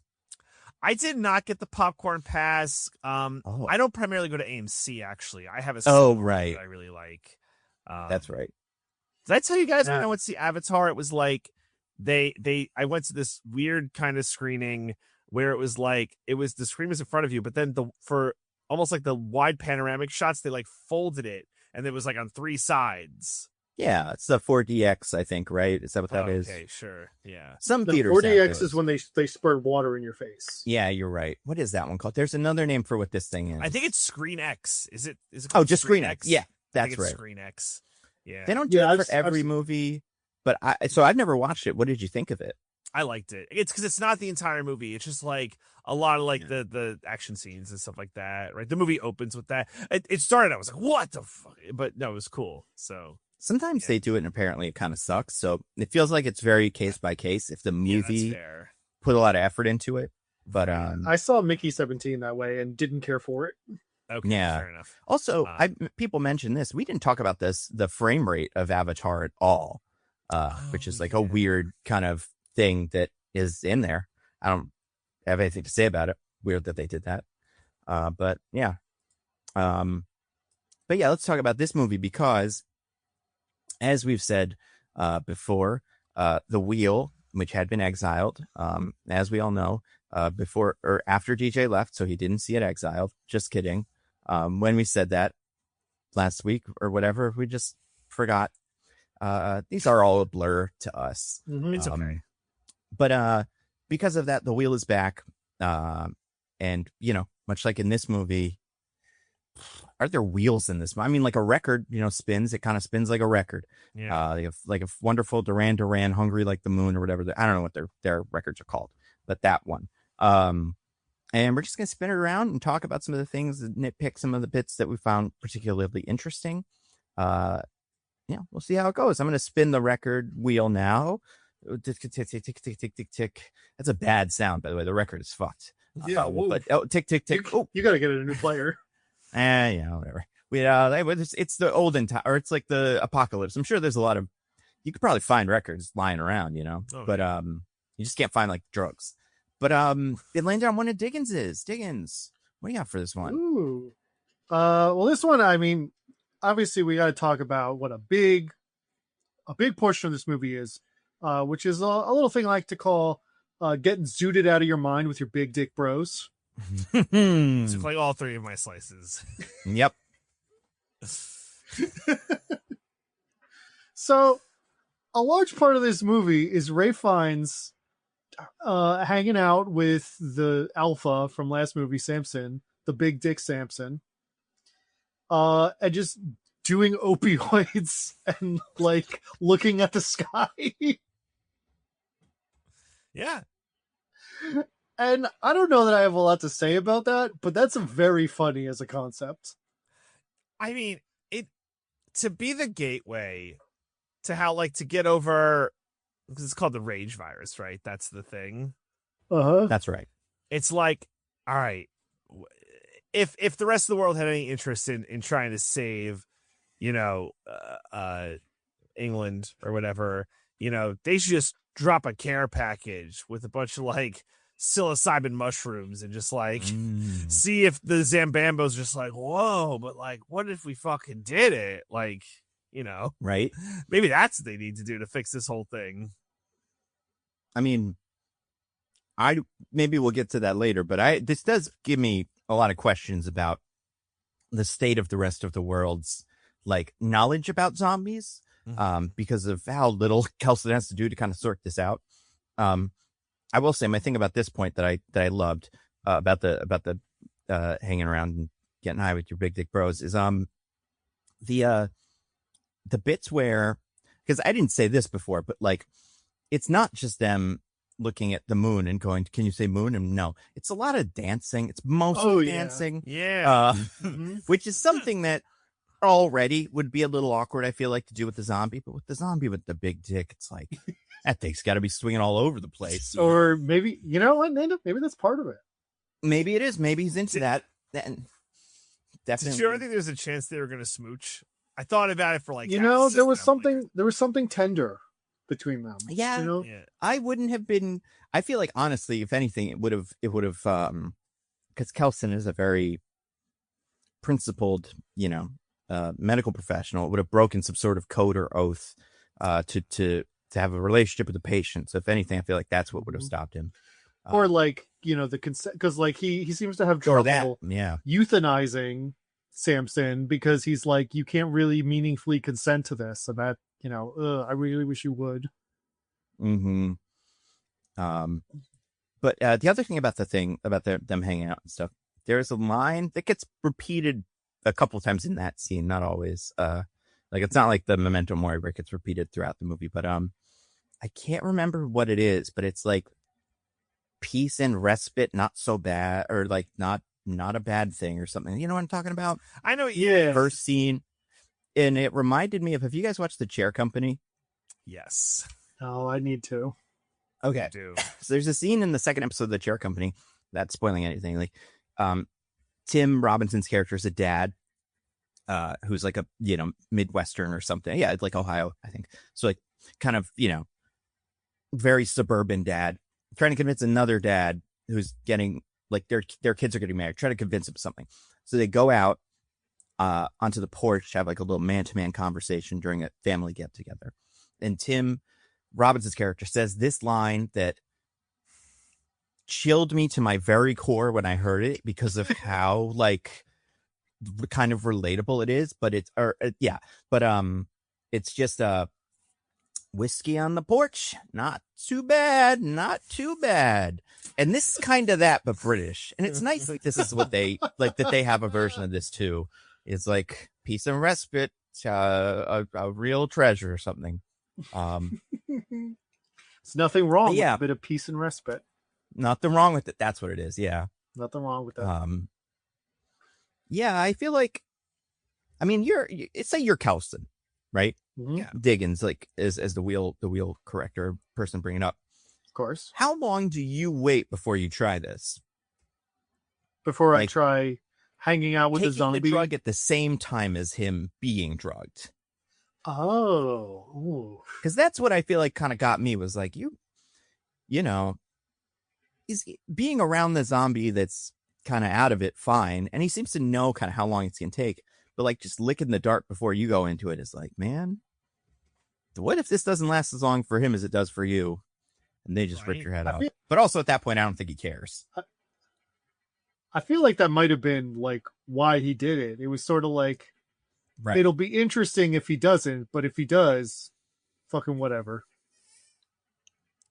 Yeah. Half of me was expecting, and I'm sure this is intentional, but he's laying on the grass. There's like a close up where it's like just like over the shoulders, and he's like feeling his head to be like all intact. I was waiting for him to be like, oh, what? And then like, oh, fuck. And it goes to the wide shot, and it's like both his legs are missing or something. Yeah. He's just like a torso. It's like, son of a bitch. That'll be in the fucking Scary Movie version of this or something. Yeah. When they make Scary Movie 6. Oh wait, actually, there's no way it won't be that he reaches for his head and then feels the dick or something, pulls the dick out. Oh, it's right up at me. That's what. Yeah. It is. Mm-hmm. Yeah. I do kind of like the implication that the cure for this rage virus would be the opioid crisis. Yeah. Yeah, we should get the sack. Where are the Sacklers during all this? Yeah, they're gonna help out. They're the heroes of this universe. Send us. They're like, West Virginia or some of the. We've invented the chewable opioid that you can just throw in the zombie's mouth and it'll start working instantly. And everyone's like, "Oh my god, they've saved the world! Well, the Sacklers, you're the heroes." We should put your names on hospitals and museums. You're so good. I do feel like when Kelson is like, I've made a cocktail of something that can help ease, but it's morphine. I'm like, dude, I don't know about the cocktail. It's probably just the morphine. Like, you can take everything else out of that cocktail and you're probably gonna get the same result.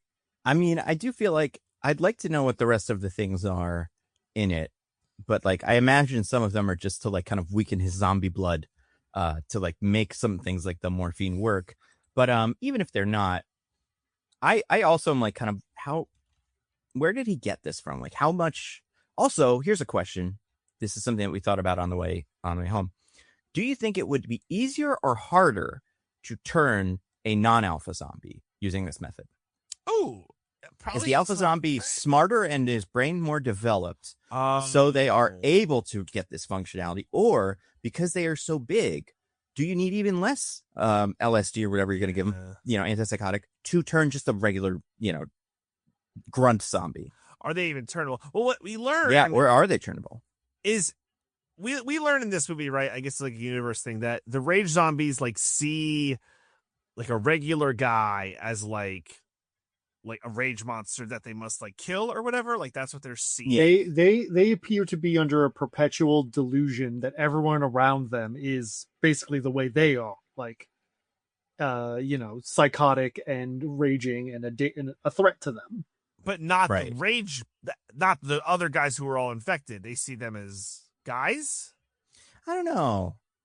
Because why aren't they always like kicking each Yeah. other? That was the thing. Like in the last one, they had like little society, and the guy got the woman pregnant, right? Like, yeah, I guess they appear to not see each other that way. It's not clear what the mechanism for that is. They don't have to explain it. Like it's fine. I don't need an explanation. Yeah, yeah. It's I need it. Give me an explanation. Where's the wiki, Daniel? Whatever. Give me a wiki. Give me lore or give me death. Yeah. We need to get Dave Filoni in on this, and then he can give me a nice big wiki article. Well, they did just put him in charge of the 28 Years Later franchise. That'd be. They fired Kathleen Kennedy and put him in. It's about time. I guess what we would have to get is, because Samson's still around, like someone would have to talk to him and be like, so what was it like? And if he remembers, then I guess he could explain it. That's true. If he's a main character for the next one, we'll see. Yeah, I'm curious how they play that. Because like it will wear off eventually, I'm assuming, right? Or presumably, yeah. Like he would need to keep taking the drugs for it to keep. That's like how antipsychotics work. I mean, it's how they work on regular people, but like on an infected, maybe it just clears out the all the cobwebs, and then that's good enough to maybe not like be unzombied fully, but be like a little bit less zombied forever. Yeah, your executive brain function like take over at that point. Yeah, I don't know. I'm not a doctor. It is the like, I guess, shut up, don't think about it too hard. But once you get into the zombie cure space, it like opens like all these questions. But I guess they killed the one guy, so it's all good. Well, I feel like we're getting a little bit away from getting zooted out of your mind with your big right. So why don't I go ahead and spin this record again? Yeah. So we got tick tick tick tick tick tick tick tick tick tick. Landed on one of DJ's. Mm. All right, this is gonna displease some people, but it's hashtag not my wow. Take two. Hashtag not my Ray Fiennes. Okay. Oh. I love Ray Fiennes. I think he's a phenomenal actor. I think he's phenomenal in this. I am like upset for him. This man was in Conclave. Yeah, and this is much And now he gets to do a really prestigious role. You're right. This I'm is a big upset that step up for him. This man, this actor of our time, distinguished actor, was forced to fucking hang trunk just for everyone to see. Forced? He insisted. Yeah. They were like, we don't need you to hang dong in this scene, Ray Fiennes. And he was like, I think it would be a crime against cinema if I don't. Yeah. I'm going to Google it just to see what the actual answer to that is. I don't know how to describe this without sounding like a moron. Like, I felt like this debased him in some way. Like, you know, like he didn't need to do that. You know, it just, I get why we see zombie dick all over the place. I get Samson dick, you know, maybe some prosthetics going on. Who knows? You wear the fake peen over the real peen. But no, all real. No. That guy's just got a porn star dick. No. I mean, listen. No shrinkage. Yeah. But I don't know. 8 inches soft. Mm-hmm. You guys were like, so when that Ray Fiennes doing full frontal, you're like, oh, come on, man. I was so happy for him. Yeah, I'm pretty happy. I feel like you were saying, I feel like he must have, I'm sure he would have been able to say no. So I feel like he was probably like, let's get this thing out here real quick. Like, I'm not getting any younger. I'm in great shape for this, probably, because I got to do all the push-ups and whatever, climb all the towers. So, you know, let's get this on camera. That's the thing, you know, on one hand, and it's, you know, is usually a conversation you have more about, like, you know, hot young women, Sydney Sweeney types. On one hand, it's like, you don't want to, you know, force them to be naked in movies. On the other hand, if I were Sydney Sweeney, like, I would be like, put this on camera. Let's get a, you know, like, this is as good as it's going to get. You know, if I could go back to 2020 or to my 20s, oh my God, the amount of 28 years later I would do. But there's nothing to get ratioed by using Sydney Sweeney as the example. I know that's the thing. You can't, because she's not woke, so you can do whatever you want. It's a perfect example. Or she is woke. I don't know. She's in that fucking Euphoria trailer this week, but she's playing she's an OnlyFans model or something. I don't know. Oh, awesome. I don't know. I guess just wasn't in service of anything. You know, I get it. It's his body, his choice. But, you know, I just, you know, I wasn't like, ew, get it off the screen. I'm just like, Ray Fiennes. I think that's probably what you did, though. You know, I wouldn't be surprised. You were like, oh, icky. I gave a thumbs down. I went, boo. You made sure to shake your head so everyone knew you didn't approve. There are children here. This R-rated movie. They came to see one dick, not two. Well, I warned him. This one. DJ, is that better or worse than the people who took children to see Baby Girl in my theater? That's right. Oh shit, that's pretty bad. It's pretty to be clear, there were no children in my theater, and I did not bring my children. I don't know. I think there's a new Paw Patrol movie coming this year. I think Disruptor. That'll be our first movie going experience together. But, oh, fun! I mean, the Toy Story is into Toy Story. That's pretty child friendly. I might give it a whirl. Yeah. You never know if they're gonna like try to make you, you know, have emotions during it. They probably will, but also maybe it'll just be fun. And then with the Bluey movie is next year, but that'll be a big deal. Oh my God, I almost don't want to go because of how insane it'll be. Insane. But yeah, do you think this is the most degrading movie Ray Fiennes has ever done? Not saying that, it's not Harry Potter and the transphobia. When did we see Voldemort dick? Okay. Yeah, and if we had seen Voldemort dick, then might have saved those movies. I was gonna say. Wait, listen. If we had known, and listen, I don't know what we did and did not know circa 2000. Oh God, when did the last one come out? We were in college. 2009 or 10 or something like that, 10, right? No, later than that, like 2012. Sure. Let's say circa 2012. Whatever. Circa gives you a nice 5-year window.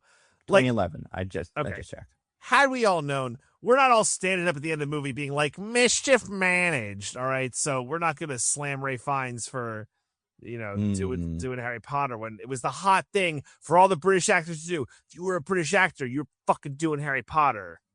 That was the rule back in the 2000s. And for remember Aaron Taylor Johnson being in Harry Potter. Yeah. So, he made it out. He's the one good one. Oh my God. Tom, who's the actor who plays Malfoy? Tom Felton. Tom Felton. He was I get ads for this constantly. Even I'm sure I've said to the phone, I'm not going. Like, have you guys seen these ads too? Diggins, you know what he's talking about? I don't know who you're talking about. He's in. I could animate this ad for you. How many times have you seen it? All over my whatever Instagram or TikTok or Reddit network. He's currently in Harry Potter and the Cursed Child as Malfoy. Oh, right. Yeah, because that movie or the thing takes place about this long from, like, he's the right age to be his dad, or like to be his dad's age, kind of. So it's like it makes sense. We saw.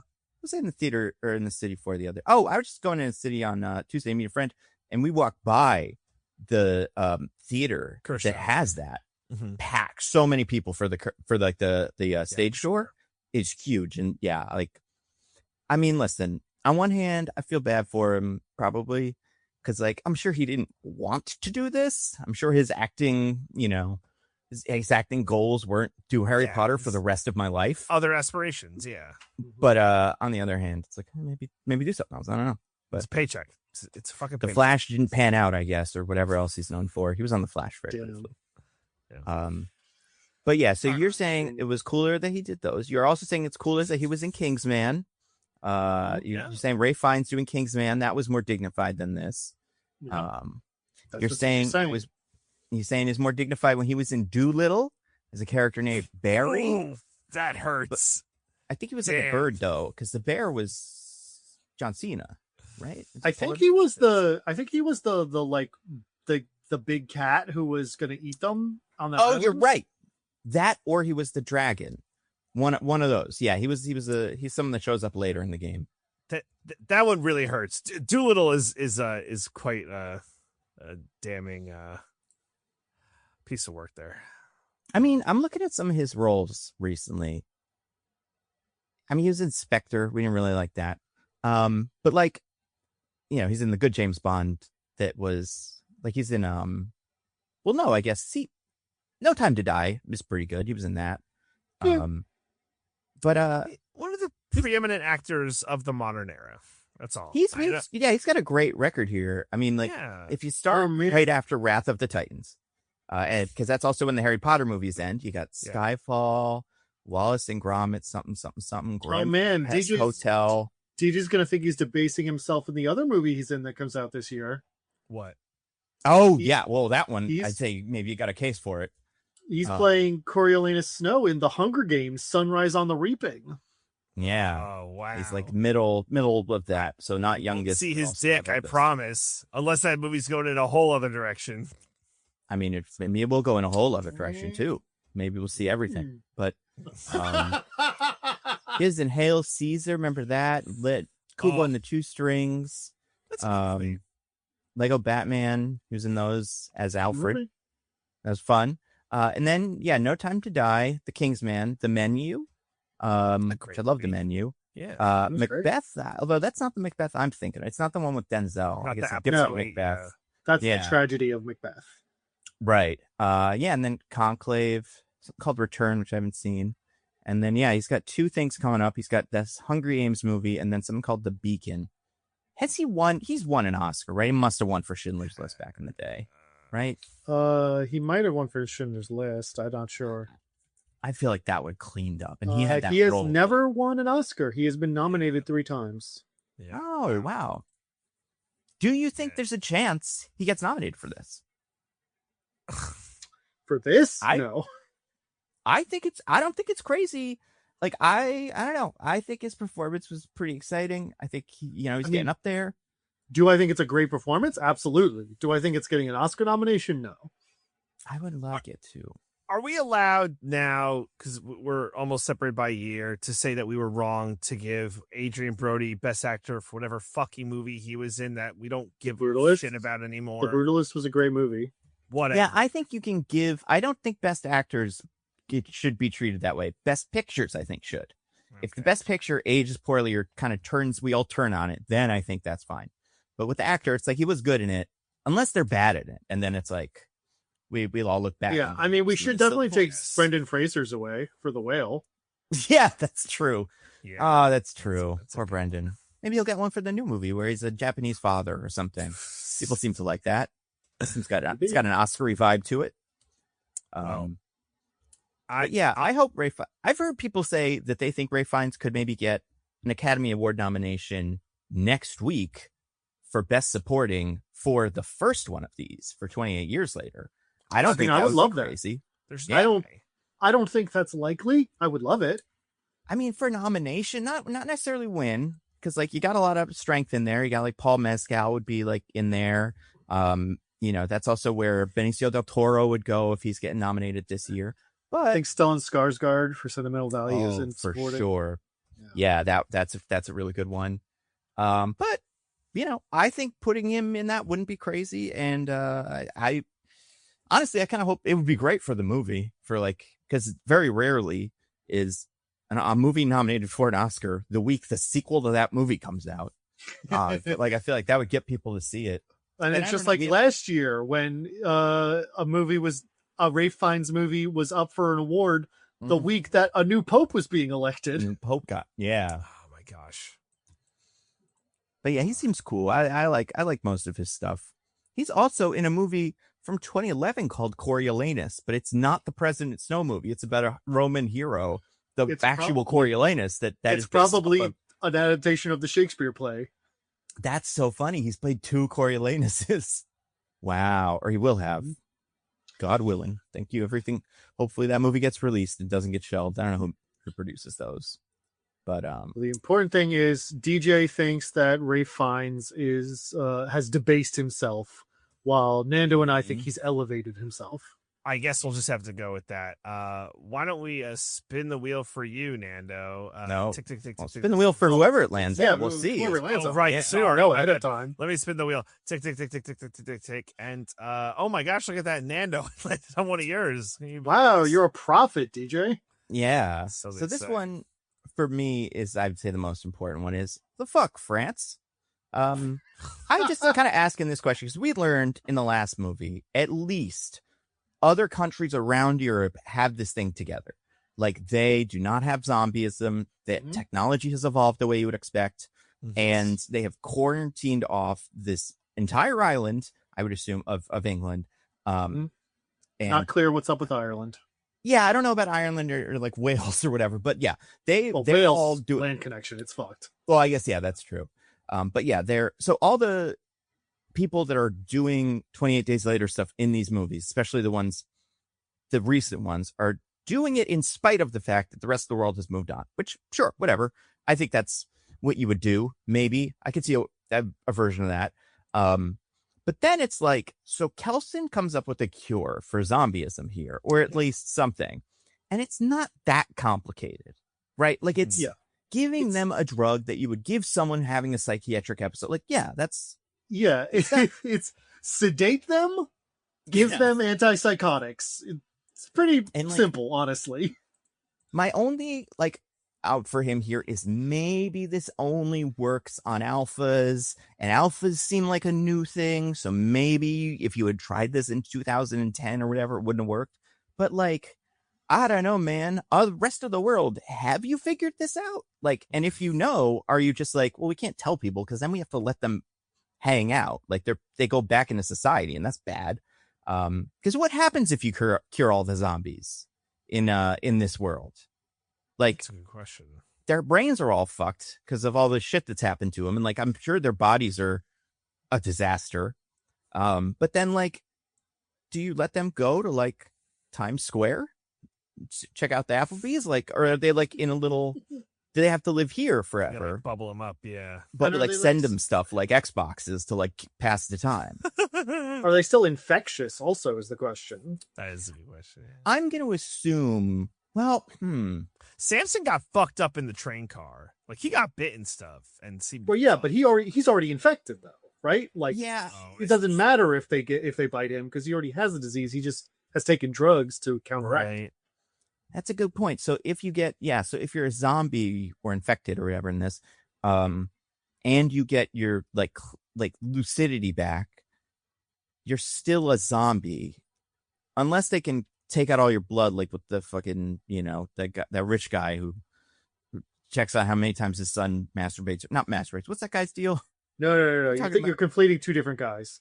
There's a congressman who he and his son know how many times they masturbate. Yep. To keep him honest. And then there's the rich guy who injects himself with his son's blood to try to live forever. Isn't there also some sort of like tracking of, you know what it is? It's they track their erections at night. Him and his son do that. The rich guy, as part of their like that study on fucking, I don't know, whatever it is, longevity. But yeah, unless you do that, you're probably still gonna have some infection in the people. I imagine they wouldn't be allowed to just, like, if we're America, even normal America, I think we'd still make it these people can't come over, right? Because like we don't want to take that chance. But especially it's an incredibly infectious disease. It spreads instantly. Yeah. But yeah. So do you think in the rest of the world they figured this out? Like every country pretty much? Because I also imagine every country would go like, we need to figure out if we can weaponize the, you know, thing. So they'd have a secret bunker with some guys in hazmat suits and whatever, that they could just light on fire if any of them got out. But do you think every government has started that and then the next day been like, oh shit, there's a cure, and then been like, but we can't, if we tell people that's going to ruin all the stuff that's going on right now, so we can't do that? Or do you think no one's even tried? I think what happened, oh, sorry, you go. No, you go. I think what happened is, so the 28 days later happened, you know, Britain collapsed, they got to quarantine the island, you know, 28 weeks later happened, and then there was a brief infection, but they pushed it back and quarantined the island again. Right. And that involved Americans, people from another like part of the world coming over to try to help, which is interesting because like they're not helping anymore. I mean, sometimes they, you know, we still have the French kind of like patrol of Swiss people or whatever, but But anyway, so they did all that, and then they started doing some like experiments, like you said, like they were like, what do we do with this? And they found out the cure. So all the world leaders got together and they were like, so we could cure this. We figured out how. But Britain is gone. That's true. And we could keep living in a world without the UK. Yeah. I mean, yeah, I feel like a big loss. I would be bummed as an American, but I wouldn't be like, oh my God, our favorite guys. I'm sure India would be thrilled, right? Mm-hmm. Like they, you know, had a bad relationship, but big parts of Africa would be thrilled. Mm-hmm. I don't know how China and England do, but like probably not great. Not great. Yeah, they make a lot of enemies, so I could see it. I could see that. South Africa definitely be like, yeah, they would. No good. Some of them would probably be like, oh no, but then most of them, well, those ones aren't in charge anymore. Yeah, that's true. So yeah, I feel like it's like Canada, you know, maybe Australia, other Commonwealth countries or whatever, but like, I don't know if Australia's Commonwealth, but I know like some of them are like kind of still chill. But like even like Ireland, it's like not all of Ireland would be like, we should let them back in. So, you know, I also like Jack O'Connell, obviously because of Sinners, reads as super Irish. Is he Irish though? I believe Jack O'Connell is Irish. However, this character is Scottish. Okay, yeah, that makes sense. Yeah, Jack O'Connell, yeah, he's cool. But yeah, I also supposed to be North English, a thing people got very mad at us for saying was Scottish in the last movie. Oh yeah. I mean, who got mad though? Was it Northerners or Scotland people who didn't want to be associated with Northerners? Like, I feel like it's kind of a mutual thing. Yeah, it's got to be one of those. Yeah, it's. Oh man, I don't know, man. I feel like the thing with the governments is they'd just be like, well, how can we make money off this cure? And if they couldn't figure something out, I just don't think they'd bother. Like, we'd have to make it, and then we'd have to do it. We'd have all kinds of civil rights bullshit. Like, if we could find a way to like have them manufacture something in England as punishment or like for the cure, then maybe it's worth it for us. But even then, like, who's going to want to buy, an iPhone, even if it was made by a zombie? You can't sell that. So yeah, I don't even know what the value of it would be. Yeah, I don't know. I feel like you kind of, there's no incentive for the world to do this. Even though I feel like they probably figured it out by now. I feel like they really just like they quarantine the island. They like kill anyone who comes off, and they're like, "That's it. The virus cured. Yeah, don't have to worry about it anymore." And like 28 days later, or 28 weeks later, was kind of another country coming in and being like, "We can deal with this." And then that didn't work. So maybe all the other countries after that were just like, "Fuck it, we're done. You guys have your fun. We're gonna shoot you if you swim away, but like, we're not. They can't be helped." And because I think if in 2000 and when did the first one of these come out? 2001? Later than that, I think. Well, like 2004, maybe 5. I want to say.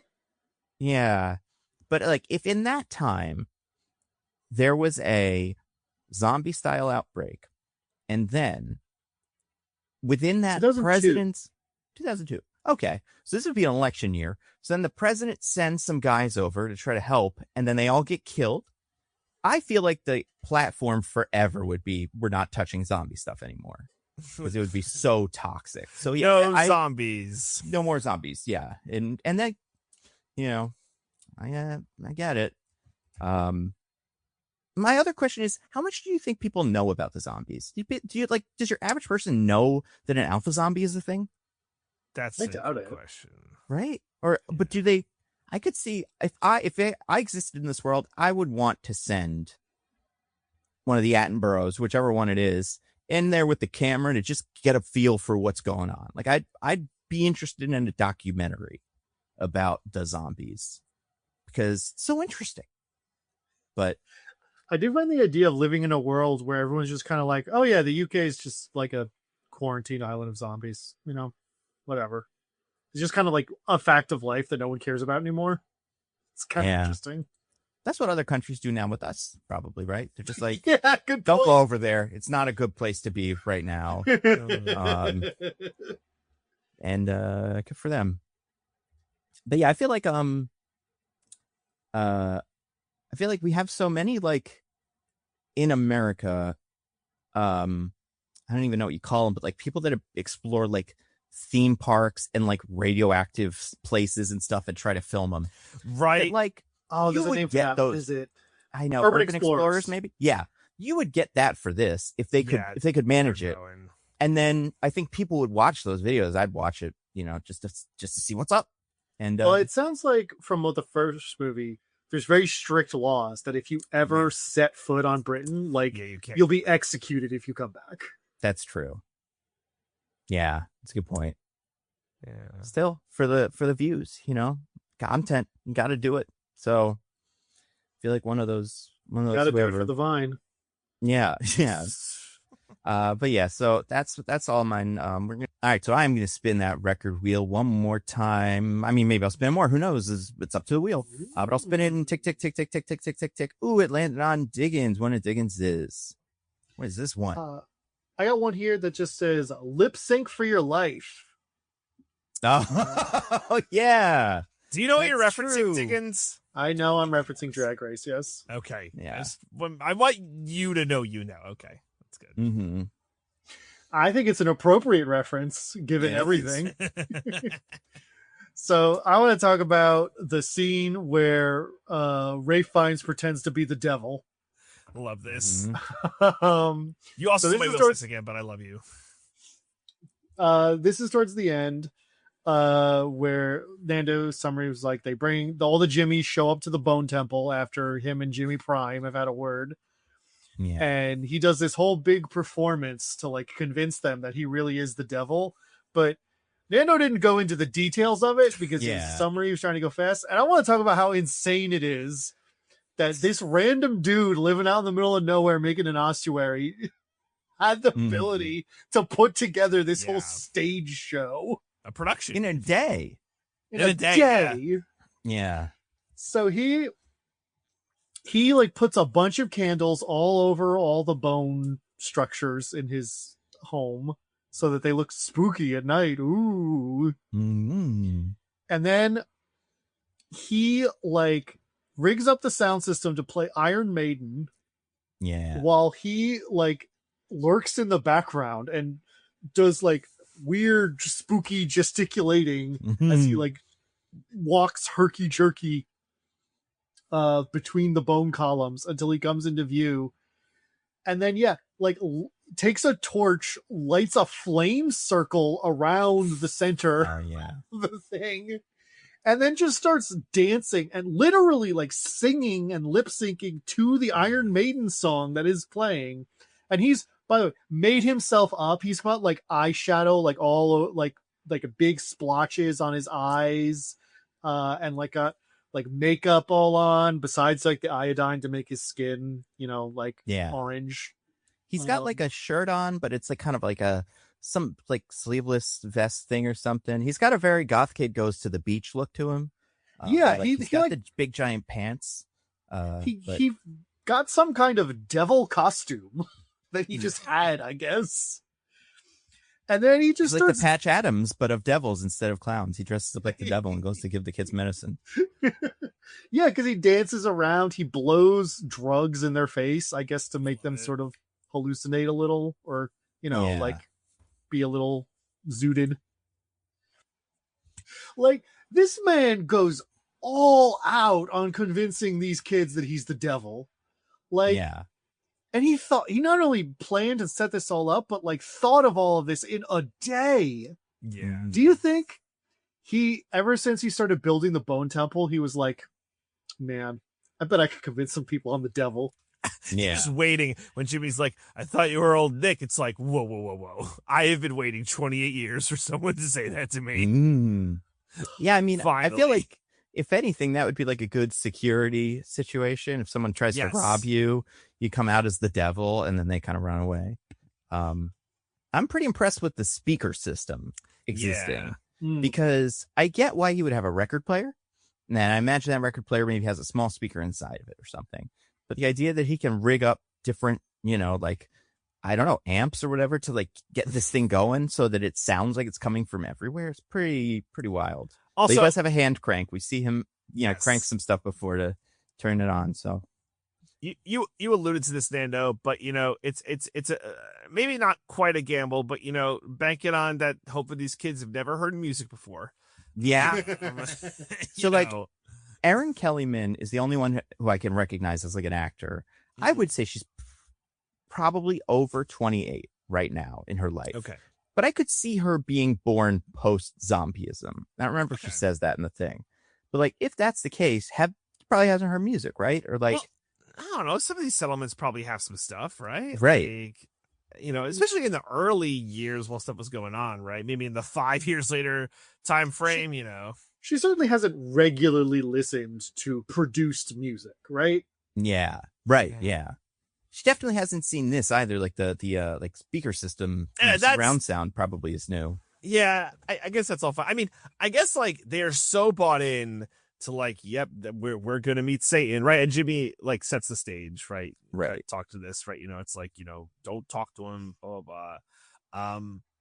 It for all of the production stuff that he does, it's a goddamn shame that he fumbles the football at the end when he tries to fucking have him kill Jimmy. I mean, if I'm Jimmy Prime and we get out of this, I'm going back and giving this guy a tip or something. I'm like, that was incredible. I know we were kind of, I didn't tell you what to do, but like, I kind of thought you would come out with like a pitchfork and go, ooh, it's me. And these guys are idiots. That would have been enough. Right. If you did like,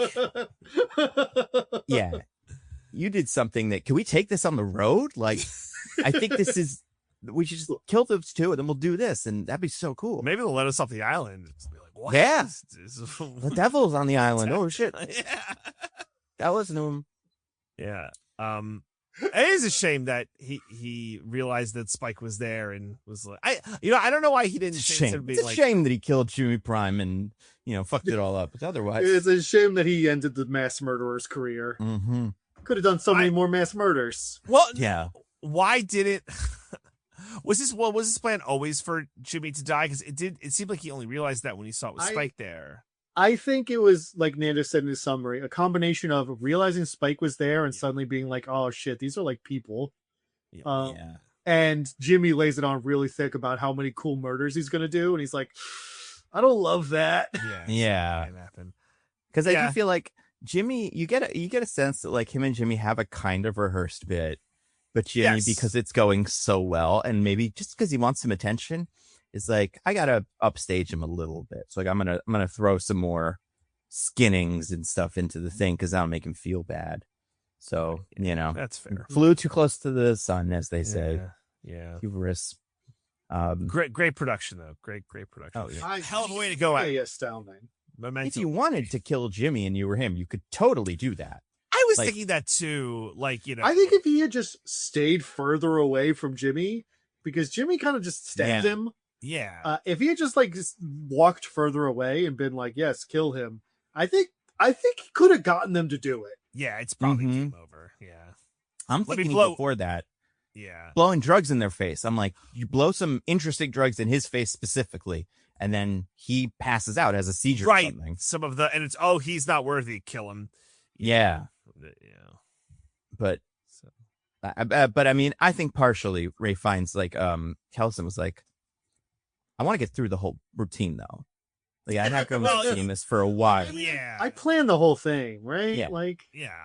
If any of them live, this can be a pretty crazy story them to tell in the middle of this story of how they found a baby and whatever the next one of these is. Yeah, fuck it. Spike's gonna go to Cillian Murphy. So we found a baby and then we met the devil. And Cillian Murphy's gonna be like, the fuck are you talking about? I'm here with my World War II history to my daughter.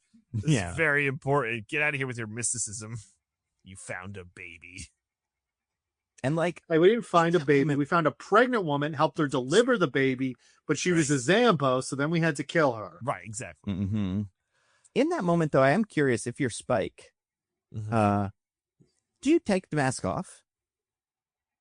Ooh. Just in case? Because, he was trying to go to Kelson earlier and it gets caught. But, I figure if you're him, at that point, you're like, all right, this will be how I get out of here. Or in my head, for a little bit of the movie, at least for that scene, I'm like, does he think Kelson might actually be the devil? Because if I was the kid, especially a child, and I saw that, I'd be like, no, he was pretending to be cool. I'd be kind of bummed about how he killed my mom earlier. But then also, I'd be like, I guess he's the devil. I don't know. It really seems like this is what the devil would be. But I don't think we even have electricity. And none of this stuff tracks for me. So... And also, it's improbable that I'm in this situation to begin with. Yeah.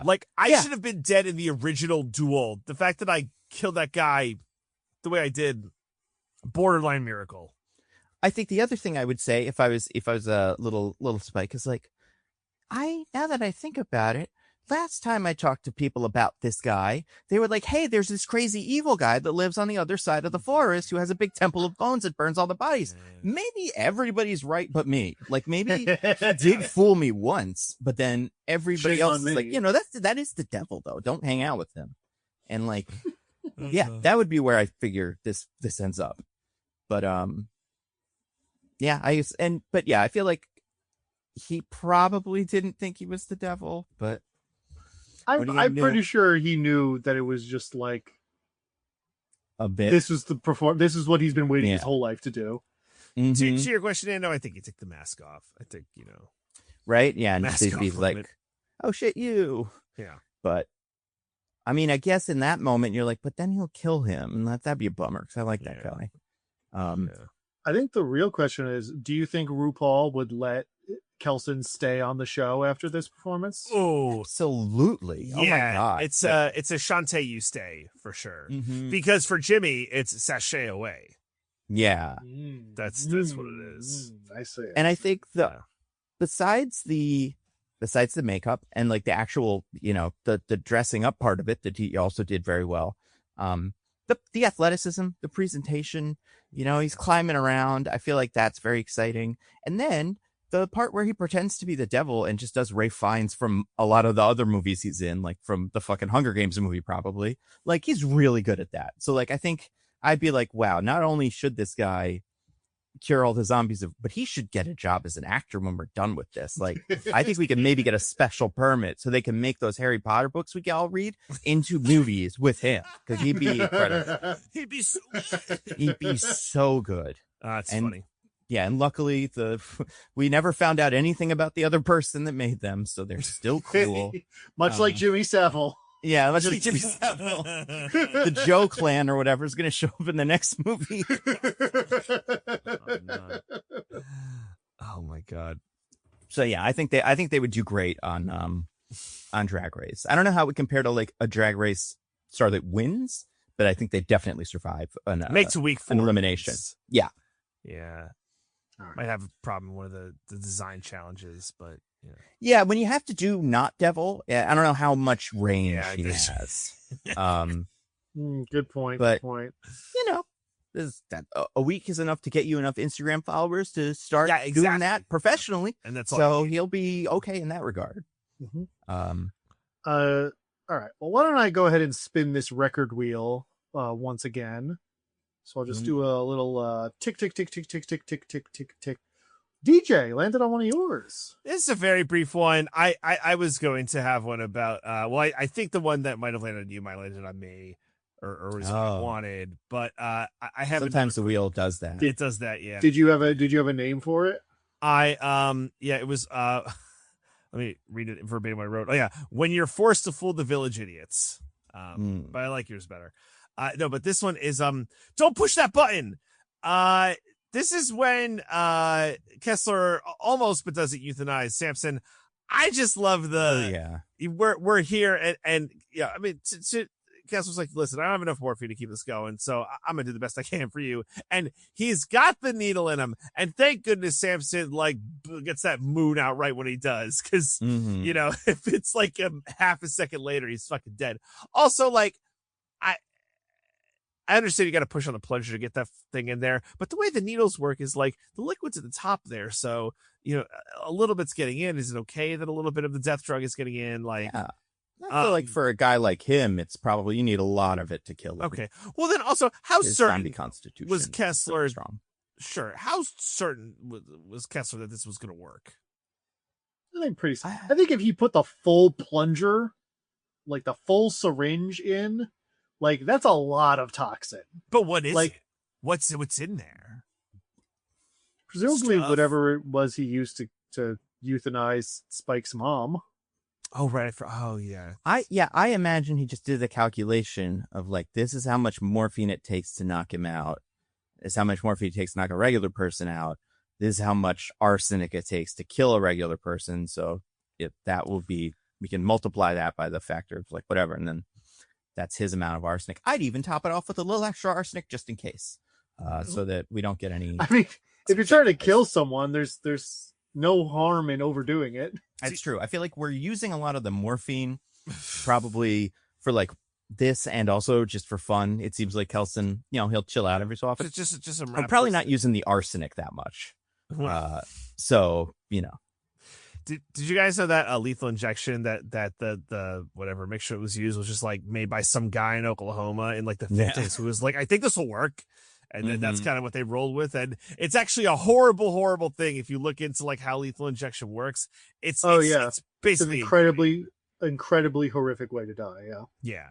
So unless the alternative is zombie rip you in half, then it's like, okay, not too bad. I don't know. I guess that wouldn't be how he died. That would be how the zombie died. The zombie would just go on living. So if your head gets ripped off, you die instantly. That's true. You know, head rip off is a pretty good. It's just over.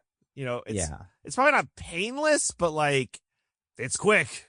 Plus, he gets to use my head as a weapon, which is kind of cool. He gets to eat my brain. Like I'd be pretty excited about that. Gets to crack my skull open and just scoop out some of my brains like a pudding. That's true. But yeah, I honestly, great scene. Like all kidding aside, like I really like that scene. And then how it came back later, it was on the train and it was his moon book. It's like, oh, he loves the moon. Samson always loved the moon. Right. And like, he's like a child, right? Like that's the other thing that's interesting about a lot of these zombies is they don't have super developed brains to start with before the thing takes over. So like maybe if you had like an older giant zombie, he'd be like either easier or harder to cure because his brain would be more formed during the zombieism. I don't know. Yeah. But yeah, that's all. There's just a minor one. So I'm gonna spin the wheel. I believe one final time. Tick tick tick Okay. tick. And Nando has landed on yours. So this is just a question that I think I wish Spike had asked at some point: is this somebody?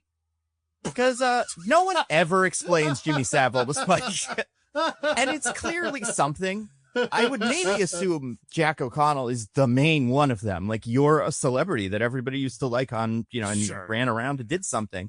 But like, I was expecting this movie at least a little bit to explain to American audiences who Jimmy Savile was. And, you know, they didn't even have to get into the pedophile stuff, but just like what his show was and why he was famous. I imagine that's probably partially why they put it in the end of the last movie, is so people could go do a little homework between those two movies. Cause like without that, it'd be so confusing, to the kid who didn't experience television, but also to American audiences who just don't know who this guy is. And like, Nia DaCosta is American. Like, if it was just Danny Boyle and this was a fully British production, I'd be like, yeah, none of them, they're all idiots. They think he's super popular. He hasn't even kind of happened anywhere outside of England. But like with Nia DaCosta, I'm like, she probably also had to be explained who this person is at some point in her life. Like, she didn't grow up watching Jimmy Does It or whatever his show was called. So, you know, it's a strange choice, especially considering all the Jimmys are now dead. So we're probably never going to, you know, get back into that. Do you think maybe like they originally did start explaining, like, so Jimmy Savile was this guy, blah, blah, blah, explaining, and everyone they talked to was like, I don't know. It sounds like he had kind of a weird vibe. It sounds like there's something going on with that guy. And they're like, no, he was cool. Yeah. And so they just stopped explaining it to people because they would just want to be like, no, you don't understand. He was cool. Stop saying that he had a weird vibe.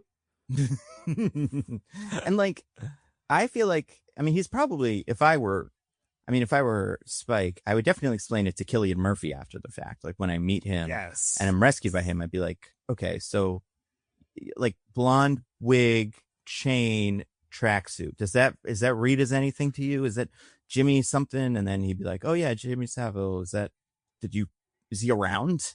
No. Well, maybe he calls himself Jimmy something else, and like, I don't think he's that other guy. But also the other thing with this character is, like, I get he's a Jimmy Savile fan because everybody every 9-year-old at that time liked, or at least knew who Jimmy Savile was.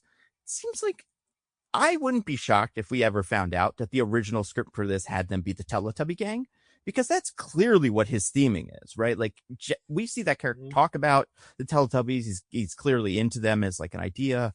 And they're kind of weird. Like, the Teletubbies are almost like alien creatures. So like, you could dress up people in a weird way. So yeah, it's interesting that we didn't get any, like, we got some follow-up because of the charity, right? That's a Jimmy Savile thing. Besides that, we didn't get too much Jimmy Savile stuff, and I thought that's interesting. You know, considering I imagine there's a lot of people who saw both of these movies and just never figured out what that was. I mean, that's for the best, you know? Really, they don't have to don't know what it is. You're just like, this is like the weird customs this group has adopted, and it just feels like weird and bizarre to you. And like, it doesn't mean anything more than that, really, other than, I guess, sort of representing their stunted development. Yeah. So you don't lose that much by not understanding it. No, I would definitely, if I were a person who knew nothing about him, assume that Jimmy Savile was a karate master or something, like a Jackie Chan type figure with 7 fingers on one hand. Otherwise, why are we doing that number? And why are we calling him fingers in hand?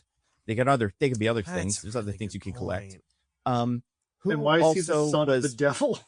Yeah, who had some sort of connection to the Church or Satan, and was kind of known for, like, maybe it was in a movie where he tortured people or something. Because, like, I wouldn't get that the charity thing is kind of like a play on something. I would just assume that's what he does.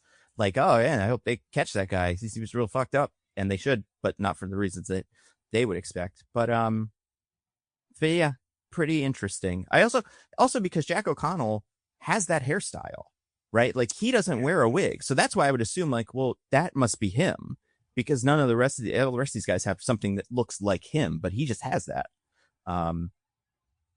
I don't know. I feel like we don't see an older person. Like, we don't see Kelson say, like, what the fuck is the Jimmy Savile deal, by the way? Like, especially when all of them show up, I get maybe one of them shows up, say, oh, you're a fan. I get that. Yeah. But all of them, and we're all the Jimmys. Like, the Jimmys? What? Like, there were other famous people in England before. It's not just him. But well, by then he was the devil, and he's like, I can't ask about it now. I'm the devil. That's a good point. Yeah, like, if I were him, if I were Jimmy, what would your Jimmy cult be? Let's say your name isn't important. It doesn't have to be your name. But what character, pop culture figure from has to have at least existed pre-2005? They can still exist, but they have to have existed pre-2005. Who would you make your cult of? I know you said what would they do? It doesn't have to be names, but I feel like I'm missing an opportunity. And we're the DJs, and we're all DJ Jazzy Jeff. And we're like, we're wearing the clothes. At the end of the movie, like boom boxes, very 90s stuff. You put yourself in blackface? No, we're not going to go that far. And maybe we'd have one Will Smith who kind of, but no, that goes against all being the same guy. Yeah. I kind of like that idea of it's like there's one Fresh Prince, then we're all the DJ Jazzy Jeffs. What happens if you meet a Hillary? Does the main Jazzy Jeff get to pine after her, or do all the Jazzy Jeffs kind of try to get her affection? Yeah, do we? Because what if you meet an Uncle Phil? Another big question. Oh, yeah, that's your kryptonite. Who gets thrown out the door frame first? Is it all of them at once? Is it in order of height or something? You got to think that through. That's me. What about you, Diggins? Yeah.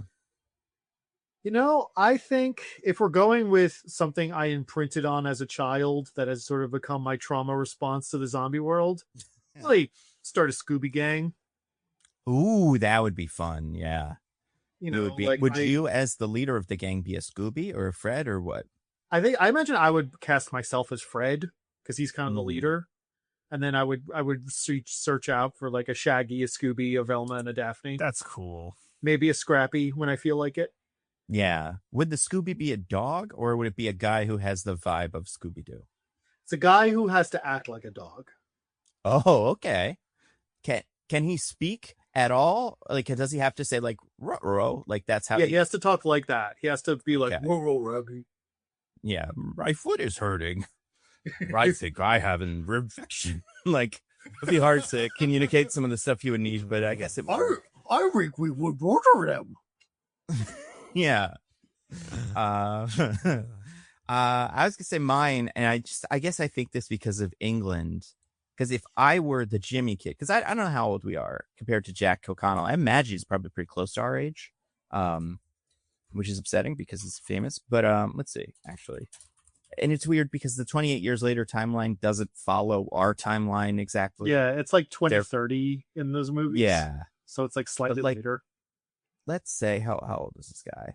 He was born 1990. So he's younger than me, probably older than one of you, maybe. Older than me. Younger than the other. Yeah. But so if it was me and I lived in England, we would be the Mr. Bean clan or something. And we would do fun things with the zombies, but we wouldn't kill them intentionally. We would kind of start fighting the zombies and then like miss our thing, but then the zombie would like hit a rock and it would die, and we would just go, oh, blah, blah, blah. But that's a real problem with being the Mr. Bean clan. You can't speak either. You have to do that little like sound that he does. So that'd be hard for people to process, but I think people would get it. Mr. Bean is quite, pretty famous. And you get to steal James Acaster's girlfriend. Yeah. Well, but do I, as Mr. Bean, she's my daughter, I guess, right? What? James Acaster's girlfriend is Mr. Bean's daughter, or like she's related to him? Wait, what? Wait, you said you get to steal James Acaster's girlfriend? Is that James Acaster who tells that story? Oh, I thought you're talking about Mr. Bean's daughter, and I assumed they were dating. And I'm like, I guess Mr. Bean could, they could meet, but wouldn't be fun. She would just be my kid now. But no, I know what you're talking about. Yeah. But yeah, Mr. Bean stole his girlfriend. Yeah, that is James Acaster. So yeah, that'd be cool. I feel bad for him. I like James Acaster. He seemed a cool guy. He's not quite popular enough pre-2005, but maybe if that happens today, he could be in it. Yeah. I was like, she's currently married to Mr. Bean? No. Or with him. I don't know if they're married, but they're still partnered. That's fun. Good for her. But yeah, I do know. Yeah, I know one of the things people know about Mr. Bean, they discovered about him during the London Olympics when he kind of came back into stuff, was he has a daughter who looks normal and like kind of attractive. And it's like, oh my God, the Mr. Bean genetics are like, Mr. Bean skips a generation or something. And that's good for her. But yeah, it's pretty cool to do that. Yeah, and that's the Bone Temple. Do we know what the next one of these is called and what it's going to be? Besides that Cillian Murphy is in it. Yeah, now with Cillian Murphy. I don't think it's been announced. I don't think they filmed it simultaneously like they did these two. Yeah. Right. What would you want from the next one? Because this is the third in a trilogy. Oh, I don't know. Yeah, I don't really know because I don't feel like the plot has mattered that much in these movies. It's true. It's been more about like what it's been about, or like sort of like the themes and ideas. So like, I don't really expect anything from it specifically. I'm just interested to see what it is. I would say the only things I would like to see. I wouldn't hate it if Aaron Taylor Johnson came back and we got some like resolution between those characters, because I do think he's probably out there looking for the kid, even though he knows the kid doesn't want to be found. And also we got to see what happens with Samson, because he did survive the movie. He's one of like true. Only a few characters who made it out, and maybe he knows enough to say, because like Kelson had the cure, but nobody knows that. But like maybe he can communicate that, and that'd be interesting. He seems to be aware that Kelson gave him something that cleared his mind, because he like thanks Kelson as he's dying. That's right. Mm-hmm. What'd you guys think of that jump scare, by the way, at the very end? Oh, I didn't love it, but I never loved those. Like, felt unnecessary, but also whatever.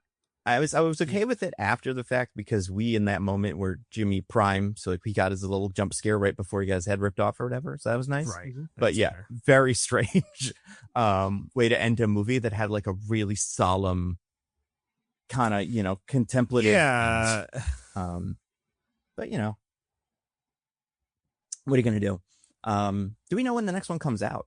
Is it next year? Is it year after? It's not even announced. Like they haven't announced. Like I don't think they've even like started on it yet. Oh man, that's like, I don't want to say that's like bad, but like it's tough to do a trilogy and have the first and second movies come out so quickly, and then have the third movie come out in a while. Like, I feel like maybe Alex Garland has written it already, but I think production-wise, they haven't done anything. Apparently, it was greenlit, because I looked at this. They were waiting until they saw the box office for this, but because the early reviews for Bone Temple were so successful, and I guess like they did maybe some like festival screenings or something, they greenlit it a little bit earlier. So they've at least been working on it, and like it can't take forever to make these movies, but depends on what it is and how many characters are involved. Is it going to be like, are we going to go somewhere else? We're going to go to like America at some point and just see what's up there. What's going on? Are guys going to try to escape the island and like go to Ireland or France or somewhere else? I don't know, but pretty cool. We'll see. What do you think they'll call the next one? Because it's not the Bone Temple anymore. We're just doing Cillian Murphy stuff. The tall guy. The Bone Zone. The Bone Zone, yeah. Speaking of Bone, he hung dong in the first one of these. So to DJ's point, there's a proud tradition in these movies of, I guess, maybe it's a prestigious thing. Maybe I had it backwards. Yeah, maybe everybody else in the movie, like Jack O'Connell, was like, "Oh, I hope I get," and they were like, "No, sorry, we only have it be these two." And 28 Days Later was his big break. That's right. Yeah, it was huge for him. Hopefully, the same happens to Ray Fiennes. Hopefully, he gets a you know, he gets his profile raised a little bit and gets some nice big juicy roles. Now that he's shown us his penis. But yeah, it's an interesting movie. Also, my other question about this, so we don't check back on Cillian Murphy's character in the second movie, right? In 28. Nope. We haven't seen him since the first movie. He has his daughter still, but his wife, played by shoot, or not wife, I guess, but like girlfriend, the mother of the child. Yeah. Naomi Harris. Neither of them are the parents of that child. Right, that's true. But like the three of them. Oh, go ahead. She's Brendan Gleeson's kid. Right, I forgot about that. But wait, but is that the kid that we see in this movie? No, this is a different kid. This is a different kid. That kid would be, that's right. 28 years ago. That kid would be an adult. Yeah. Oh, I didn't even, that for some reason, I just kind of thought. So do we think maybe this is a kid that he had with Naomi Harris? I would have to think so, yes. So it's interesting that we didn't see her in it at all. Like we saw the two of them, but there was, you know, maybe he's a lonely girl dad kind of thing or whatever. The greatest horror, as they say. Just kidding. But, you know, that's it. It's an interesting detail because I did just kind of expect to see all of them, but he wasn't there. Or she wasn't there. But pretty cool. Well, you guys, now we got through that. You guys want to do our classic segment? Well, I would almost. We're nearly there. You're right. Sorry. We have to do nearly the wonderful questions. Yeah. I almost forgot. Is it woke? I don't know if that's first, but let's do it. Is it woke? Oh man. I don't think so. I don't remember if we said 28 years later was woke, but like there's not really much woke about it.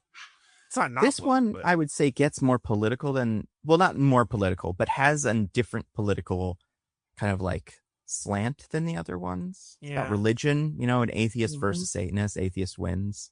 That's kind of woke, kind of. It's kind of about religious superstition holding back society, and kind of about, you know, how medicine is good, which is a woke position now.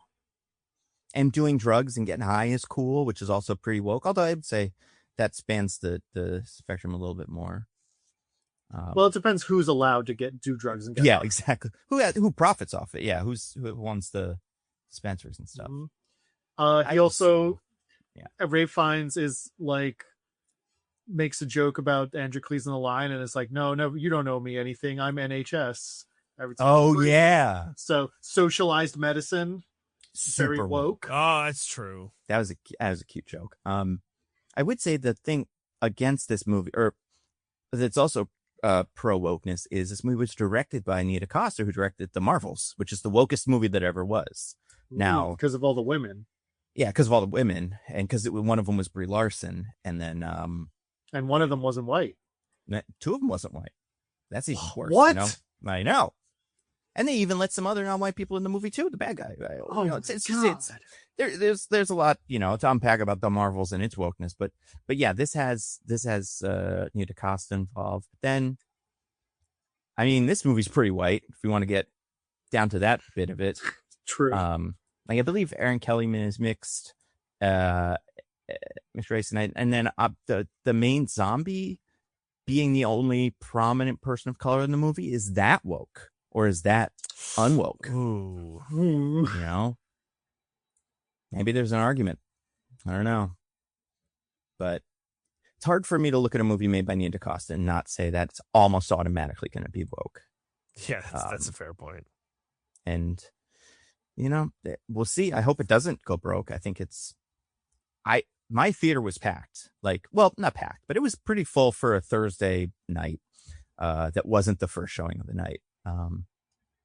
So I don't know what it's tracking to make, but I hope it probably will do well. And like, I imagine these are relatively cheap.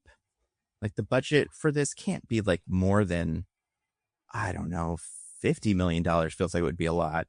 But let's see if they said any of it.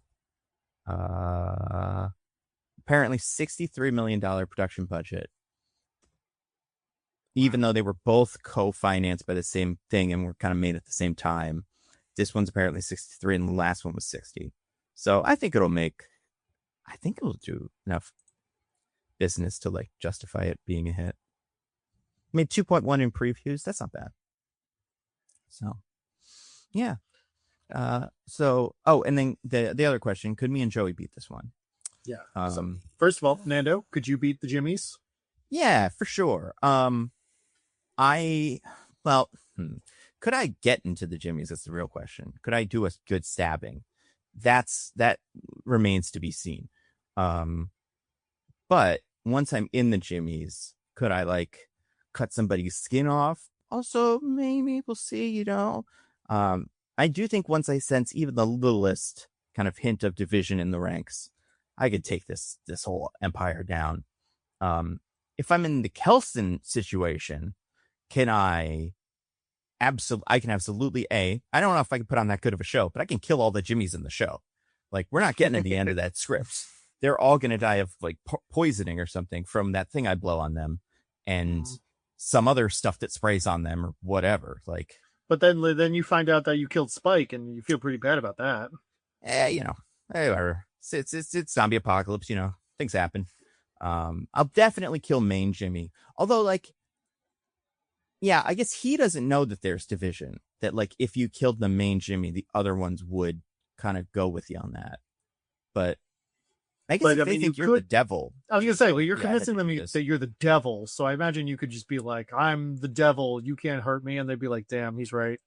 Yeah, and you know what, man? Maybe you could reform them and be like, no, guys, you know what the devil really likes is when people don't litter. So we're going to go all over the countryside with these little sticks and these bags, and we're going to collect all the trash. Not that there's that much because of post-apocalypse, but still, we got to do something. Yeah. But then, could Joey beat this? So my answer is probably if I'm Kelson, probably not if I'm the kid. Joey, on the other hand, I think this is perfect for him. It's acting, it's stagecraft. This is what he's been dreaming about his whole life. But see, the thing is, so if Joey is Kelson, what I think happens though is he never realizes that Jimmy thinks he's the devil, but also never denies it. Yeah, right. So they go through a comedy of errors where Jimmy genuinely believes Joey is the devil. And Joey just thinks he's like a big fan from like the before times or something. Yeah, exactly. Yeah. Some of Joey's movies that we haven't seen yet would be named like Damnation or like The Plague or something. And he'd be like, oh, you like The Plague? And be like, oh yeah, big fan of that. Plague, that really fucked everything up. Yeah. People didn't know it was coming. Oh yeah, I know. It really took everybody by surprise. I think the only problem with this with Joey is what happens when his Jimmy shows up. Would he be like, I'm Jimmy. You guys should be in charge. I'm in charge, you guys. And then I think he would kill regular Jimmy, like Jimmy Prime. You think so? Yeah. Oh my God. Yeah. The Hebrew Hammer. Oh my God. He would crush him. So then you got a Jimmy cult now. That's like 6 little Jimmys all sleeping with your sister, I assume, or whatever, whatever she's up to. Yeah. And not parenting Michael, that's a lot of work. Like this is tricky. And we know we can medicate them, but is Joey going to figure that out? Maybe not. No, I don't think the zombie plague gets solved in the Joey is Kelson universe. Yeah, it's a bummer. It's a fun universe though. I think he would build a thing of skulls and then people would see it and go like, oh my God, that's so scary. And he'd be like, no, it's just like a cool pile. You like my pile? Like something to do. So high. Yeah. I like to climb it because it's fun to climb things. But so yeah, I don't know. And I also think if they were like, your name is Jimmy, Joey would be like, no, it's not. Jimmy's a different guy. I'm Joey. And they'd be like, no, okay, you're Jimmy now. And he'd be like, no, I'm Joey, Joseph. You call me whatever you want, but yeah. Otherwise, Jimmy will get real mad. And then Jimmy would come in and be like, what the fuck's saying? He's Jimmy. And then, yeah, big fight. He would curse in it. This is pretty cool. This movie's R-rated, so he'd be allowed to curse, yeah. Oh my god! And yeah, this character fucking swears like maybe he doesn't. Maybe he's like very very tight about that, and he'll say everything else, but he won't swear. But I got a feeling this guy's got a salty mouth like a sailor. Yeah. So, any other Bone Temple thoughts? Well, good here. Interesting start to the year. Yeah, I think so. First movie, a big, somewhat prestige horror movie that got a great critical score instead of Flight Plan or whatever we would be doing last year around this time. Flight Risk, excuse you. Right, Flight Risk, excuse me. And then what were the other ones? Like the Working Man. And we will get to those. Don't you worry, fine listeners. Man. What'd you say? In case anyone was Working Man was like April. Working Man was like post Minecraft.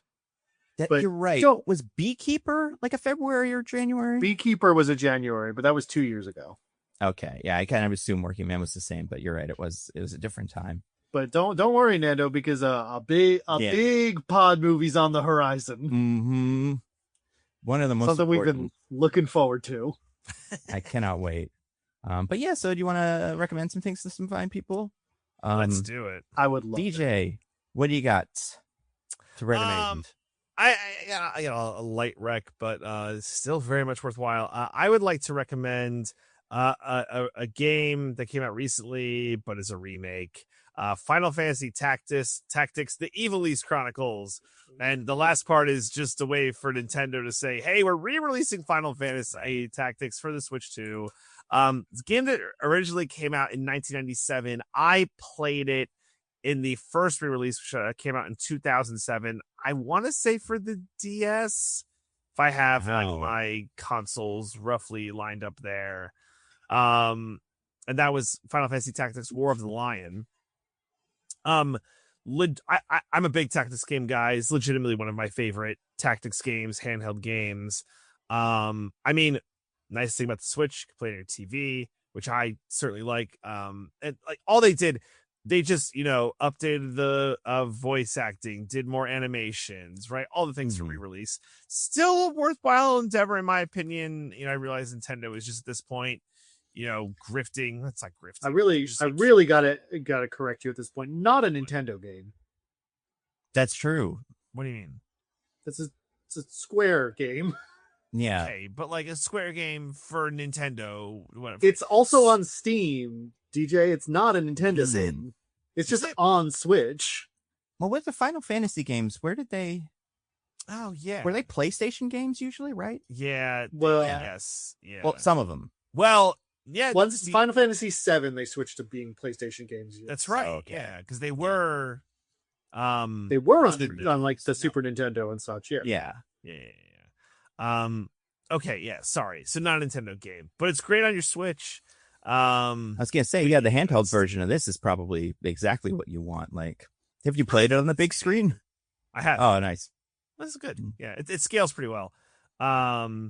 It's not, you don't lose some of the pixels that you sometimes do. I don't know. I like it. It's a great game. It's a great tactics game. It's great. It has a job system where you kind of start as like either like a squire or a scholar, and then you can go down like a mage route or a fighting route, and it's just really cool the stuff you can do and build your party and just become like world beaters. And if you're feeling really sweaty, you can play on the hardest difficulty. I don't do that because I ain't nobody got time, but if you really want to challenge yourself, so like leftover Christmas stuff I'm still picking up. I just started Kingdom Come Deliverance 2, but that'll be a tease for next week's recommendation. That's right, because you already recommended Kingdom Come 1, but you haven't done 2 yet. I haven't done 2 yet, but I'm very early in. I really need to play it to give a full-throated recommendation, but it'll be forthcoming. That's it for me. Diggins, what about you, good sir? I watched a couple movies since our last recording that I'd love to drop some recs for. The first was a little film by the name of The Testament of Ann Lee. Ooh, how is this it? This is a movie about Ann Lee, who was the founder of the Shakers, which was a small offshoot of the Quakers, who emphasized sort of like dance and song as part of their religious worship, and also believed that sex was evil. I mean, I get how they got there. I don't know, exactly what it was, but I can see it.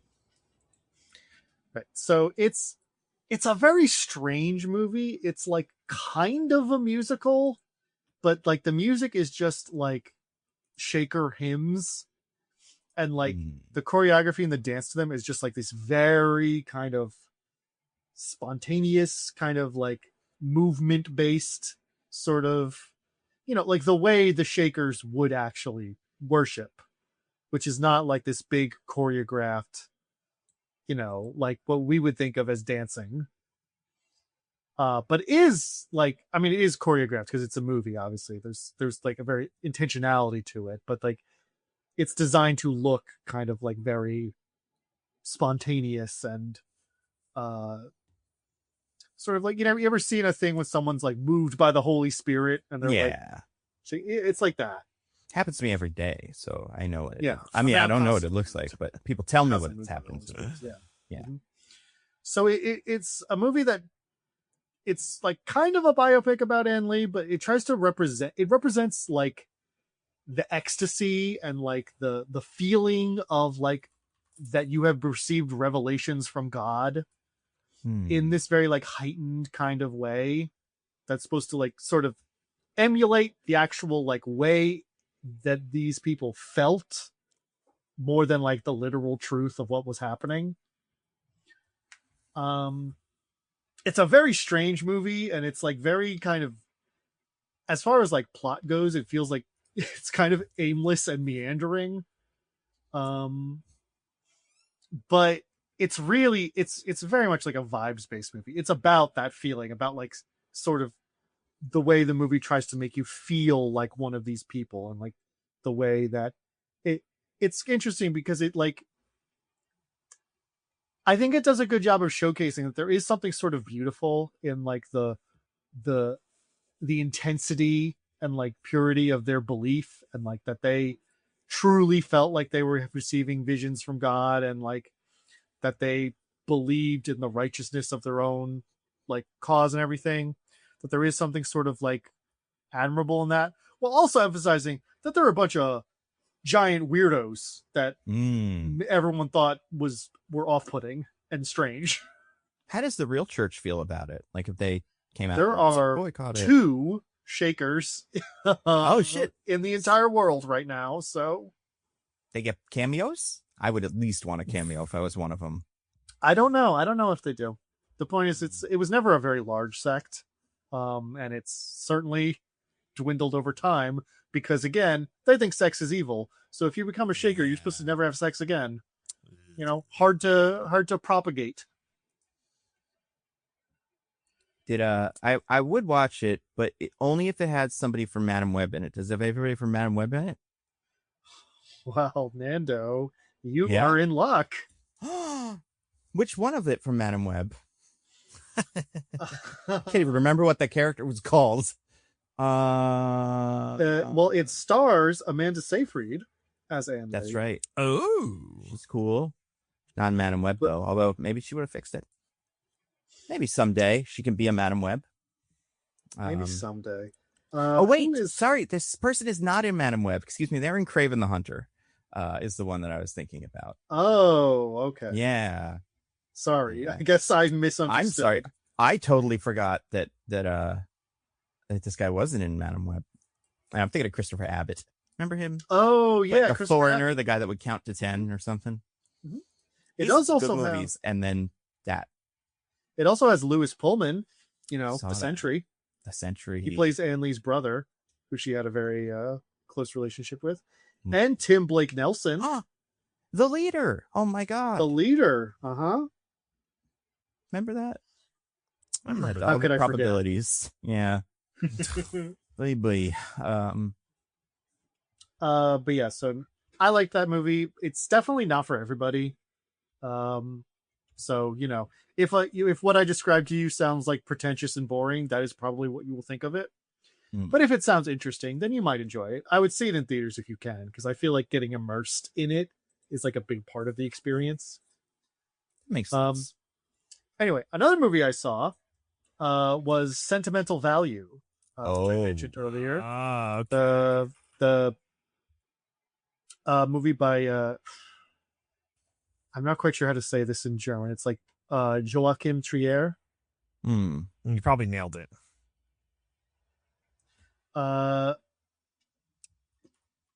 But is the movie by him starring Stellan Skarsgård and Renata Reinsve, which I also don't know if I'm pronouncing her name even remotely correctly. So I apologize to any Scandinavian listeners we may have.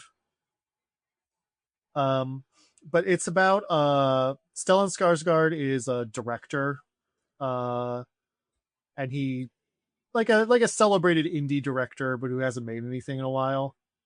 And he wants to make a new movie that he wrote that's sort of autobiographical, and he wants his daughter, who's become an actress, to play his oldest daughter, to become an actress to play the lead role. But like he divorced their mom and like left when they were young and like wasn't around that much, so they have a very strained relationship. So she doesn't really want to do it. And so it's just kind of like from there is sort of like this portrait of this like very fraught relationship between him and his daughters. And also sort of like the ways in which they try to navigate that. And like, it's hard to describe because it's so much about the character's feelings and like reactions than it is about like what happens. So like it's hard for me to talk about without just saying what like the characters are feeling. Right. But it's an incredible movie, and like Stellan Skarsgård and Renata Reinsve give like these really, really like layered performances because they're playing these characters who are very guarded, who don't want to like open themselves up or like risk. Like they instinctively run from conflict, both of them. But like at the same time, you can tell they both really want to resolve this. So it's like, I don't know, that push and pull, that sort of like competing instinct. I think they both portray it like really subtly and really well. And I just think it ends up being this really a really powerful movie. So I really like that a lot. Nice. Wow. So you saw the two blonde women that I always confuse each other for. Elle Fanning and Amanda Seyfried. Yeah. All we need is Dakota Fanning, and then we can get the three. Because I will say the degree to which Renata Reinsve, the actress who plays her sister, who is not a famous actress, but is just like a regular Norwegian actress. And I don't know her name, and I'm trying to look it up. You talking about the character's name? Inga Ibsdottir Liljas. No, that's the actress. Oh. The character's Agnes. I see. The degree to which Renata Reinsve, Inga Ibsdottir Liljas, and Elle Fanning look like they could be sisters is crazy. It's Hollywood for you. All the Nepo babies and stuff, probably, you know. I mean, they're not related. They all look the same, though, because it's the whole thing. I guess Stolen valor. Yeah. I guess they have brown hair, and she has blonde hair. It's hard for me to even imagine it, but maybe if I see the movie and they all have blonde hair or whatever, then I'll. Yeah. Oh, well, you know, maybe one of them dyes their hair to look like the other one in that movie, so then you can look at it like, oh, they're all the same. Yeah. Cool. That's good. Anyway, those are my recs. What about you, Nando? I have two things. I honestly probably got more, but I can only remember two. One's a game and one is a movie. I don't know if I wrecked the game last week. I don't think I could have, because I think I just started playing it. But I finally started playing Split Fiction with Hannah. Ooh, fun. But you're recommending it though. I know, and like I think for the game, it's great. Like it's very rare that they make these very, you know, kind of complex couch co-op games. Like they just don't make many of those anymore. But if your remote has a big old mute button on there, I would say hit that as quickly as you possibly can. It has the cringiest dialogue I've ever heard in a video game. I assume, I'm not positive about this, I assume this is made by non-Americans.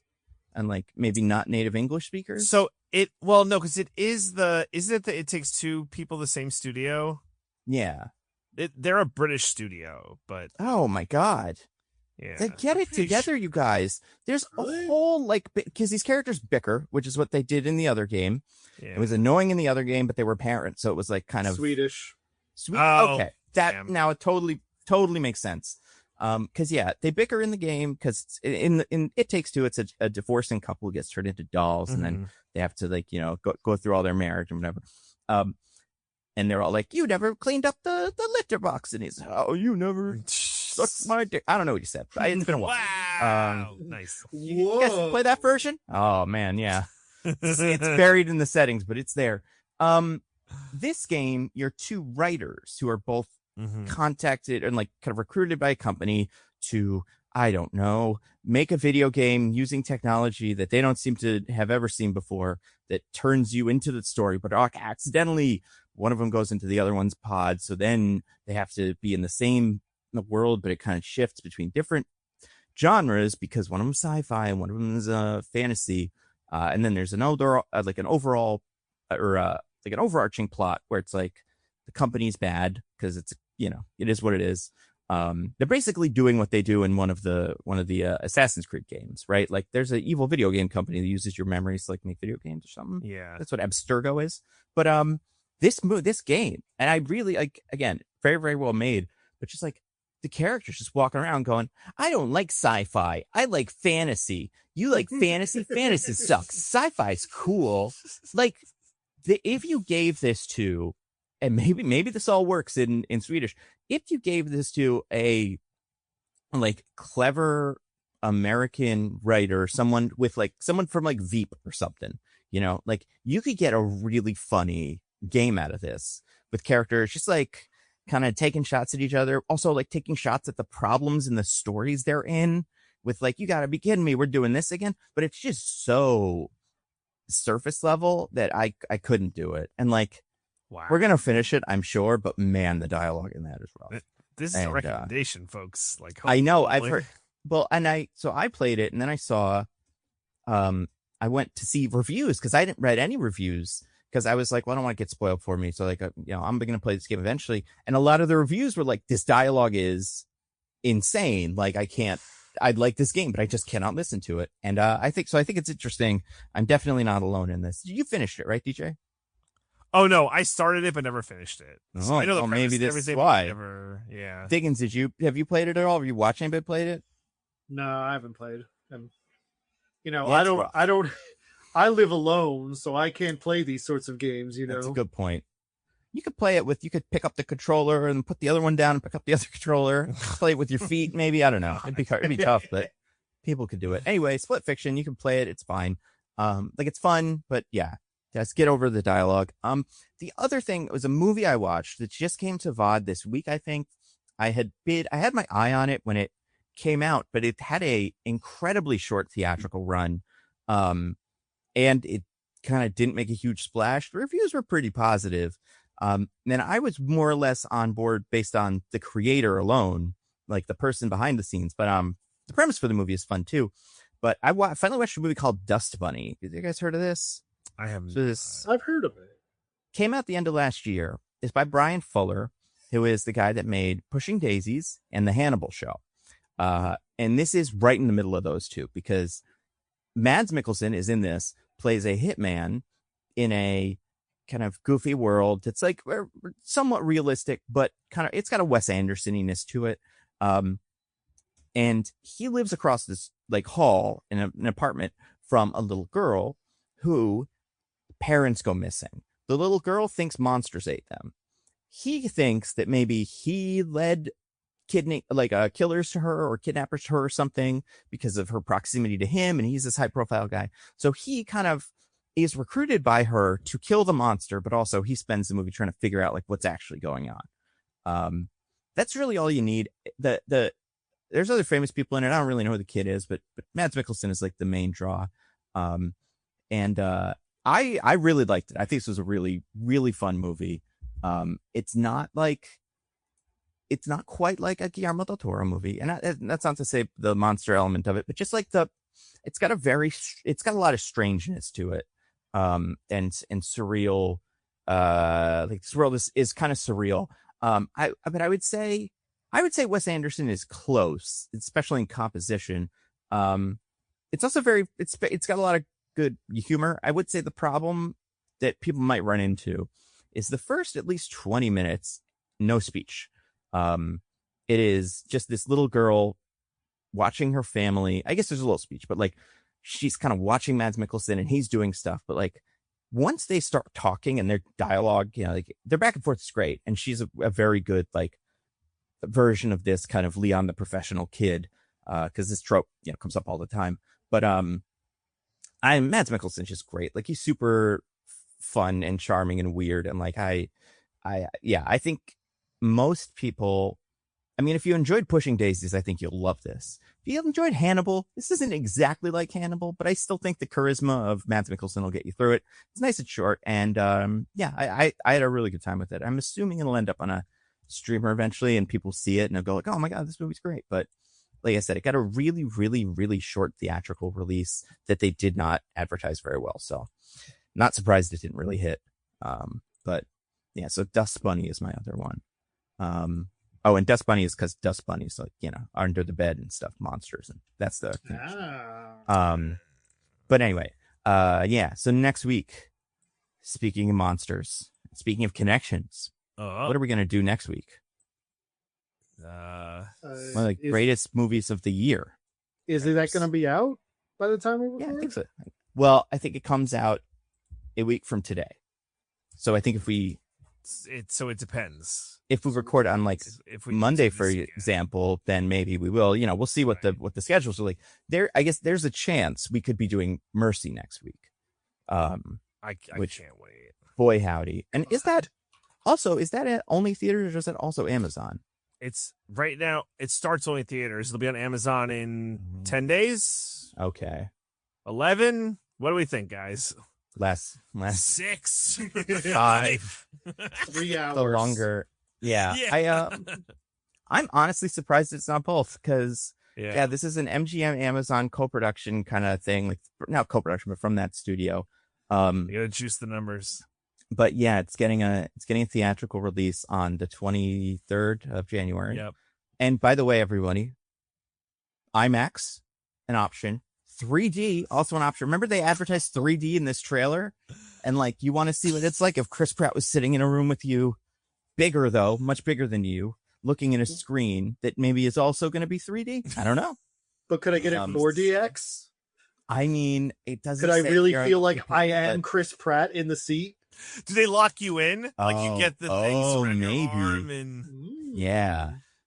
I have yet to hear about a review, which is an amazing sign for this. Probably not a good sign for the movie, but like it comes out in a day or like in a week. I believe it's based on a book. So like if anybody wants to like find out what happens in it, you just do that. But if we don't do that, I don't know what we'll do. We had a debt that we were going to do this week that I watched about half of before we ended up cutting it. Which as I was watching it, I realized. What'd you say? Well, you said cutting it, but I mean just not doing it this week. Yeah, like cutting a schedule. Mm-hmm. Also, on a slightly related note, if you are owed a debt from like a donation from our live stream or something, and you haven't told us, or maybe you told us but it slipped through the ether, just remind us. Like, because we have 10. Our debt counter is 10. And we have a list. Like, it's not like we don't have any of them. But if in case just everybody tell us. But then, because there's definitely some we're missing.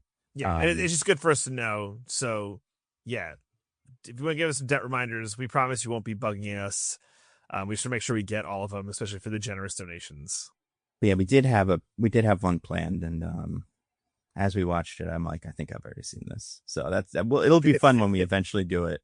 But yeah. Keep an eye out for that. Either way, Mercy soon. So very excited. DJ, do you have anything to plug?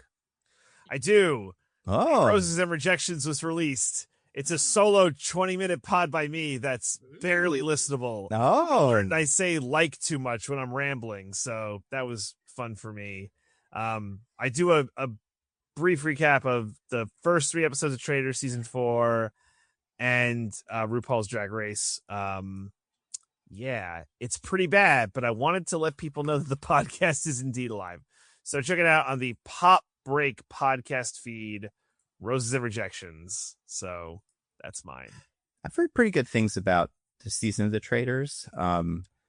My friends that know the Housewives, I think, seem to like it because I think one of them is on it that people are a big fan of. Yeah, but, I feel bad. Ron Funches is on it, and he's just like not a good fit for this show. And it's not him. I think he's great, to be very clear. Mm-hmm. I think this show has like done him a disservice. So that stinks. 'Cause I really like Ron Funches. So kind of a bummer, but it's fine.